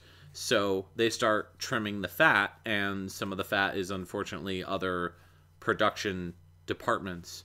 And so I think that Konami of America, whatever is left of Konami of America, doesn't have as much of a voice, because Konami, who is in complete dire straits right now and who is getting so much bad press, over the fact, every little thing they do now, the fans are just rabid, dogs about it. And to be fair, they're completely justified. The treatment of developers, everything that's going on behind the scenes of Konami. Yeah, all the Kojima stuff, that's just ridiculous the way they're treating that guy. I honestly think that Super Bomberman on the Switch, the newest one that just came out, is the turning point for Konami. Because Konami has made statements saying that this game did exceptionally well for them. Like, they see that there's an audience of people that want to play these types of games, that want to play these classic Hudson Soft and Konami-based franchises. And so, do I think that now we're going to get a Castlevania? Yeah, I do. Do I think it's going to be anytime soon? No. I think that once we see this animated series come out, if that does well, I think there's a possibility that we'll see a new Castlevania. I don't think it's going to have anything to do with Iga. I don't think Iga will be involved. I don't think, I doubt that Kojima would be involved, or Mishiro Yamane. Kojima. Oh, you mean Ayami Kojima? Yeah, Ayami Kojima. Yeah, sorry. Yeah. I don't think they'll be involved. I think that it's going to be, it's going to be a whole new team, or they're going to outsource it again to a third party, or they'll just do like a flaky collection, like a Castlevania collection, which would be awesome. If they did a Castlevania collection, dude, I would buy it. I've been saying that for years, that they should do what Capcom does, where they just bleed a franchise dry. That's the problem with Castlevania, is they don't care. Like, they just simply, like, it just feels so empty. You know what I mean? And now that the series is kind of in turmoil because there were so many fans that didn't like Lords of Shadow, they went in a new direction. They tried something new. It didn't really work. The second game sold exceptionally poorly. And so now they got to go back to the drawing board, and they see that, all these franchises that they have are kind of drying up because everyone just wants to play, their Metal Gear games and their soccer games. Not this latest Metal Gear game. Well, people are pissed about that. Right, and that's just Konami not understanding their audience. That's what the big problem is with the video game industry, is that the creativity level is gone in terms of what people... I mean, there were definitely trends back in the day. Like, everybody wanted to make a Mario game, everybody wanted to make a Mega Man game, everybody wanted to make a Metroid game, etc., etc. But I think that now the big thing is that people get stuck on things and ideas and themes that, aren't really... They're really popular, but they're popular with the wrong crowd. For example, Overwatch. So now all these games are coming out that are very similar to Overwatch, like Agents of Mayhem, which is coming out in the near future. You've got that other game that was recently announced at E3 recently, the Cliff Bleszinski title that was just announced. That looks very Overwatch-ish. So you've... Oh, is that what Cliffy B was tweeting about? Yeah, so... Oh, yeah, I saw a promoted tweet, but I didn't look into the game. Yeah. What's it all about? It's basically like, it looks like super colorful, unique characters that are all different, and, they're all like, their own little mercenary, and they're going in and, trying to, defeat all the other mercenaries. Very similar to, like, Overwatch, so to speak. So... these games that are coming out now are following this pattern where they look at a game like Overwatch and they're like, oh, everyone loves Overwatch. Let's make a game that's like Overwatch, right? They did the same thing with Guitar Hero, where they made Rock Band, and all these other games that were knockoffs of Rock Band and whatnot. Same thing with Gears of War. They did a lot of Gears of War type clones or whatever. And then the last one was God of War. Castlevania Lords of Shadow. So Konami seems to be chasing this ghost of always playing catch up and always trying to learn from Western developers instead of following their own heartbeat, so to speak. You know what I mean? And I think that's where the... I don't know, like the golden age of Konami, they led the way. Yeah, absolutely. Well, that's the problem, is nowadays Konami doesn't lead the way, they follow. And I think the only way... that's because their heart's not in it anymore. Well, yeah, and I also think that a lot of the people have moved on. The industry is not the same. It's just totally different. They treat their employees like crap. Yeah, I mean, there's just there's so many problems with the industry right now. But I think the big problem that we have is people want to... I think it's pretty evident that if you get a game series that, like Bloodstained, what did the game make? Like $5 million when it wrapped? Oh, over. Especially if you consider the PayPal. Right. So... And people are still backing. Yep. Like, you can go and still contribute right now. Absolutely. So you've got all these people donating to the Kickstarter, donating to the campaign, and it's enough so that publishers now are jumping on. They're going, wait a minute, we can make some serious cash from this, and yeah, I'm sure this has brought some attention. And Shenmue broke the record that this broke immediately after it broke it. Yeah. So yeah, but Shenmue was also backed by Sony too. So yeah, true. That's part of the problem. So 505 Games, they're a much smaller publisher. When they're doing Indivisible. Yeah, I mean, when you compare them with, they're more in line with like Deep Silver, Terraria. Oh yeah, they're more in line with like Deep Silver or WayForward. These I would say AA developers or publishers, where they're not AAA, they're not like Electronic Arts, they're not EA, they're not Activision, they're not Blizzard, they're not at that level, but they are making some really quality games for the most part, and their profit margins are up at this point. So, but these are also the developers, even the very like niche developers and publishers like Marvelous Entertainment, Xseed Games, all these companies that are coming out with these games that are tailor-made to a specific audience, and they're doing really well for themselves because they're tailor-made for a specific audience. And that's the thing, is Konami's games are tailor-made for a specific audience. I don't play Konami games to play Electronic Arts games. I play Konami games because I love Konami games. And I think that Capcom has the same problem. Even to a point, Nintendo a little bit. Like, Nintendo kind of follows their own heartbeat. And and you can tell there's innovation there. Like, when they did the Splatoon stuff, that whole game felt like a different kind of game. Nintendo still feels like Nintendo. Their heart's still in it. Yeah, I agree. I agree. But, back in Konami's heyday, when we had Ninja Turtles, and, like, they were on the forefront of, like, every genre and subgenre. Like, you could tell that they had their own style and sound and everything. Yep, so absolutely. To get ahead of the game and to get back into the gaming industry, I just don't see it happening for that company. The only way they can is just by whoring out their IPs, and God, I hope that's what they do. Well, that's the problem, is I think that the only way that they're gonna be successful in the future is if they do just that. If they start focusing on making quality games with their own IPs and not following trends, then they're gonna start being profitable, because that's the thing. That's why Nintendo is so profitable, is because they don't march to the beat of anybody else's drum. They make games that are fun, and they make games with their own unique style. Like, they're not making Metroid into what's it called? Call of Duty. Yeah, they're not making anything. Exactly. Like, it's its own thing. Exactly. Like, even when Metroid Prime came out, it played... Yeah, that was the way it used the nunchuck and everything. It was very unique. Even the original Metroid Prime that came out, the very first one on the GameCube, that came out at a time when that was getting heavily compared to Halo, to the first Halo game. And everyone was saying, oh, absolutely. And everyone was saying, oh, it's just like Halo. But the thing that Nintendo differentiated with that game is it's a first-person adventure, not a first-person shooter.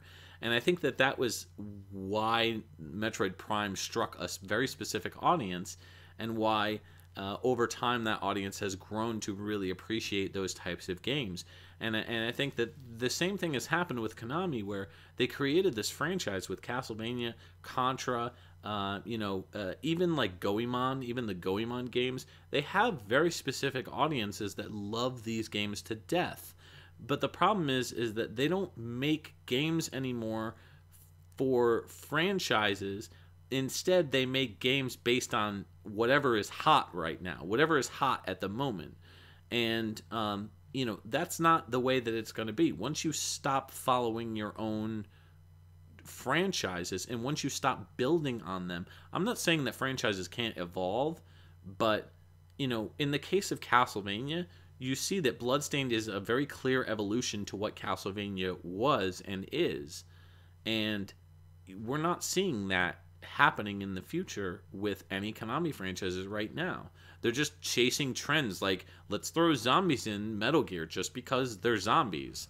Yeah, they're just chasing trends. Their heart has to be in it if they're going to innovate. And that's where you see a lot of indie creators coming in and doing something fresh that they're passionate about, that they want to do. Right. They're willing to do something different. Mm-hmm. So you get something like Minecraft that just came out of some small company that blows up, and now everybody wants to make a Minecraft clone. Yep. Or you see somebody that's making the love letter games like Axiom Verge for Metroid, mm-hmm. or Bloodstained for Castlevania. You've got the indie game market knows what they want to do. That's where you see cool party games like what's the car soccer game that everyone loves so much?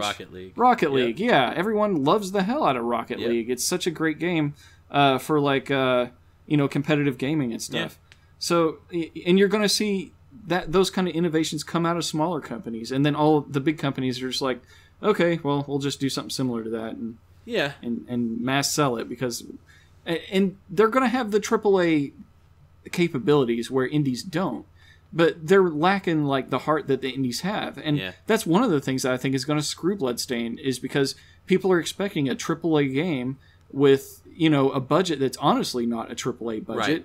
And people think that a $5 million sounds like a lot, and it is for a Kickstarter, sure. And it is for a Kickstarter game, but consider that it's not a AAA title. Mm-hmm. It's just kind of like the AA title that you were talking about. I think it looks great, and I think it's going to play great. Yeah, I agree. But everyone's going to have these expectations, like it's going to have to be the next big AAA game. Yeah.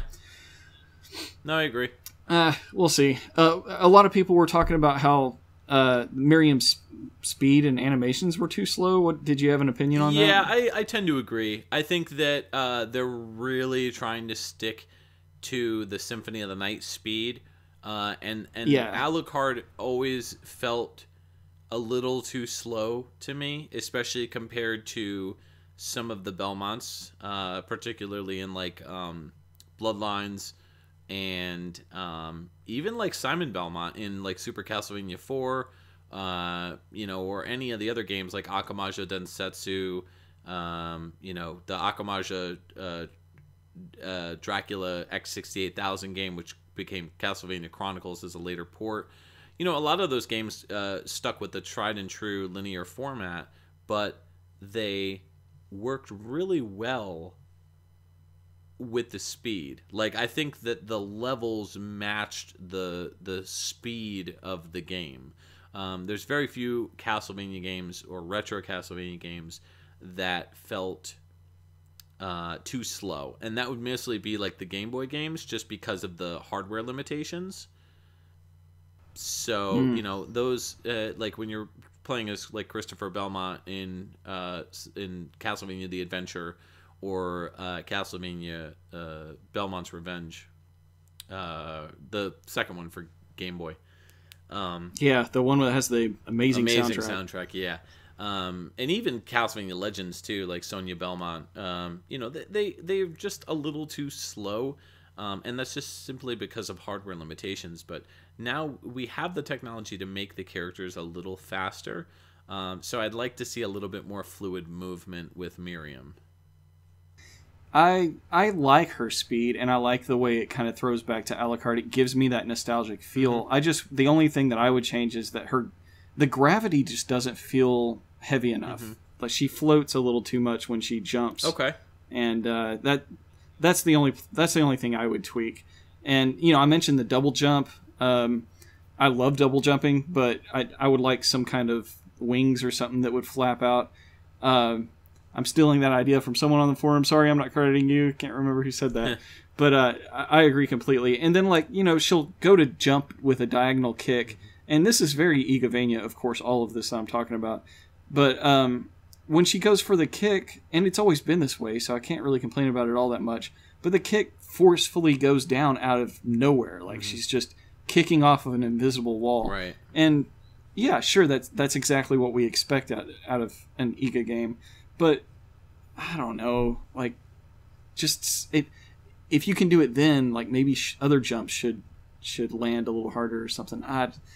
The only speed thing I have is when she's jumping around. That's the only time it really could be different. I'm not even going to say bothers me. It doesn't bother me. It's just that I wish it was tweaked. Right. I got you. But then it wouldn't be faithful, and that's what I like about the slowness of her walk. So, but yeah, it's definitely as slow as Alucard. I think it's intentional, though. Right, I agree. So if they hear the feedback and that's something that is really important to people, then let your opinions be known. So it could totally change the feel of the game, that's for sure. Yeah, no, that's true. But I think that's probably been the 20 to 30% and the movement speed. And some people like some of the older visuals, but those are the common feedbacks that I'm hearing that are constructive criticism or concerns. So we'll see how they shake out. I'm sure the game's going to look a lot different by the time it's done. Yeah. But I'm very pleased with what I see so far. And I have some interviews to watch and all sorts of good stuff from E3. There's plenty of stuff out there. There's links on the forums. And is there anything else that you wanted to talk about before we wrap this up? I think I'm good. I need to go get that Bloodstained poster. Well, everybody's got their price. So yes. So if you hire someone to murder whoever has that, because they're probably not going to part with it willingly. I know I wouldn't. We'll see. Oh, okay. All right, so go ahead and plug all of the awesome stuff that you do everywhere. All right, well, so I do a YouTube video game review show. It's called Dude, You Haven't Played This Game. And it's essentially just a video game review show filled with skits, but also, really in-depth reviews on games that you may or may not have heard of. I try to do a pleasant mix of games that are really obscure, but also games that are pretty popular. I've done quite a few Castlevania games, just being a big fan, and Metroid games too. Some good Ghost in the Shell reviews lately. Yeah, I did some Ghost in the Shell reviews right before the movie came out, the new movie. Covered Ghost in the Shell and Standalone Complex. The latest review that I just put out earlier in the month was Spyborgs, which is a Wii exclusive game. And it's a kind of underrated game, in my opinion. And we also do a video game music podcast called Pixel Tunes Radio, which I know Mike's mentioned quite a bit on the Bloodstained forums and in other chats and whatnot in the Discord. Because it's awesome. Yeah, we do love putting out Pixel Tunes Radio, basically a video game music podcast where myself and my co-host Ed, talk about video game music. We've done lots of different types of themes. We have over 90 episodes. We're recording our 91st episode this upcoming Monday. So, we'll be hitting 100 in no time. So, awesome. Yeah, it's definitely... Maybe you'll hit it right around October or something. I think it's going to be close to that. And, I'm sure we have something special planned. We kind of briefly talked about doing something. We almost always do something Castlevania related, so I'm sure that we'll come up with a good idea of what we want to do for this upcoming Halloween. All right. Well, now you got my hopes up for Castlevania and Halloween. Yeah. I know that you normally do an entire episode about that time of year just for Castlevania music. Yeah, I try to set some awesome. time aside. I know initially, so last year we did the Akamajo Densetsu comparison with Castlevania 3 with the music, and basically picked various different tracks from the Castlevania 3 soundtrack and then kind of compared the two to each other because they did sound definitely different. And that was a lot of fun. That episode got a lot of really great feedback. So, I'm sure that we'll do something Castlevania related in the near future. But I can't confirm or deny that that's definitely the case. We still need to talk about it. But yeah, if you like Castlevania, done tons of reviews of Castlevania games and also Castlevania music podcasts as well. Full episodes dedicated to Castlevania. The handheld games, the console games, the arcade game, all the different oddities and wacky games, and we still kind of pepper Castlevania music throughout the podcast at various different points, or music that sounds very Castlevania-esque. Yeah, and the episodes, they showcase the music, and then they deep dive in on who created the music and what else have they done. A lot of good stuff. Talking about the aspects and the compositions and just different things. Like it's 50% music, 50% talk, or somewhere around there. Yeah. But it's nice. I like listening to the host is what makes that show special. The music's great, of course, but I always like hearing you and Ed go back and forth. So what? Let's see. You got Noob Repair too. Yeah, there's so on the channel I also do a series called Noob Repair, and it's essentially just like a series where I take a look at ways to repair or kind of like do it yourself or how to's for video games that don't require soldering. So anything that doesn't require soldering or very minimal soldering. Everything up to date, I've done 8 episodes, and everything up to date doesn't require any soldering. So it's more like, Does this involve wrapping Xbox 360 in a towel and putting it in your oven? Or No, nothing like that. It's more just like storage ideas for games or memory cards or battery replacement. How to get... we did an episode on how to wrap controllers properly. We did an episode on how to properly region mod your Super NES. So, we do all different sorts of things like that. I also do occasional rant videos or videos where I talk about, what's going on in the industry. Not as much unless I've really got something to say. Like I obviously just put out a video about Metroid, which was, just a short little blurb. I also have a new series that I just started on the channel called Gaming Linguistics. And I love it. Yeah, it's the best. Gaming Linguistics is basically a breakdown of how to properly say words from video games. So, for example, the first episode actually spawned out of a Pixel Tunes discussion where myself and my co-host Ed were talking about how to say Chrono Trigger, and he said it's Chrono, and I was saying it Chrono. And so there was a lot of debate. We had a lot of great discussion in the video comments. So a lot of really good stuff there. And then I just put out another episode for that where I dived into Metroid and how to pronounce Zebes, or Zebes, or Zebeth. Yeah. So that was really cool to do. So do you know what word you're going to tackle next? I don't know. It's kind of on the back burner right now, just because we're wrapping up a Super Ghouls and Ghost challenge. Oh yeah, the challenge. Yeah. So were there a lot of contestants for that? We had about I think 8. I think 8 total. Nice. Yeah. So pretty good. We're putting together that video. That should be out before the end of the month. We're hoping. Myself and Wes Stoppo on YouTube, so go check out his channel as well, Westapo666. He does some really fantastic videos, but Yeah, so that's pretty much what we do on the channel. So it's, I try to give the channel a lot of variety. I also just started doing. We were calling it Pixel Tunes Plays. It's still going to be called Pixel Tunes Plays when Ed joins me, or if he joins me. But it's basically a game series where we sit down and play video games, kind of like a Let's Play. But we try to give as much information about the game or discussion as possible. And so when Ed's not around, it's the name has been changed to just Miketendo Plays. So basically just sitting around playing video games. And right now I'm doing PlayStation 4 games only because that's the only way I have to stream right now.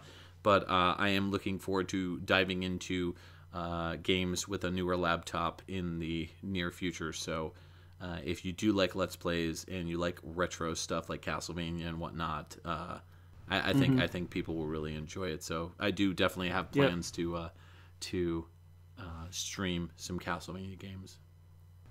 Yep, I've watched you stream a little bit, but and people can find that just by searching Dongled or Miketendo or Pixel Tunes Radio. It's all there on YouTube. All that stuff shows up. So you're really easy to find on YouTube. You've been on there for a long time. Yeah, I've been doing this for probably about 5 years or so, and it's becoming the sort of thing where if you really look for, dude, you haven't played this game, you're probably going to find it.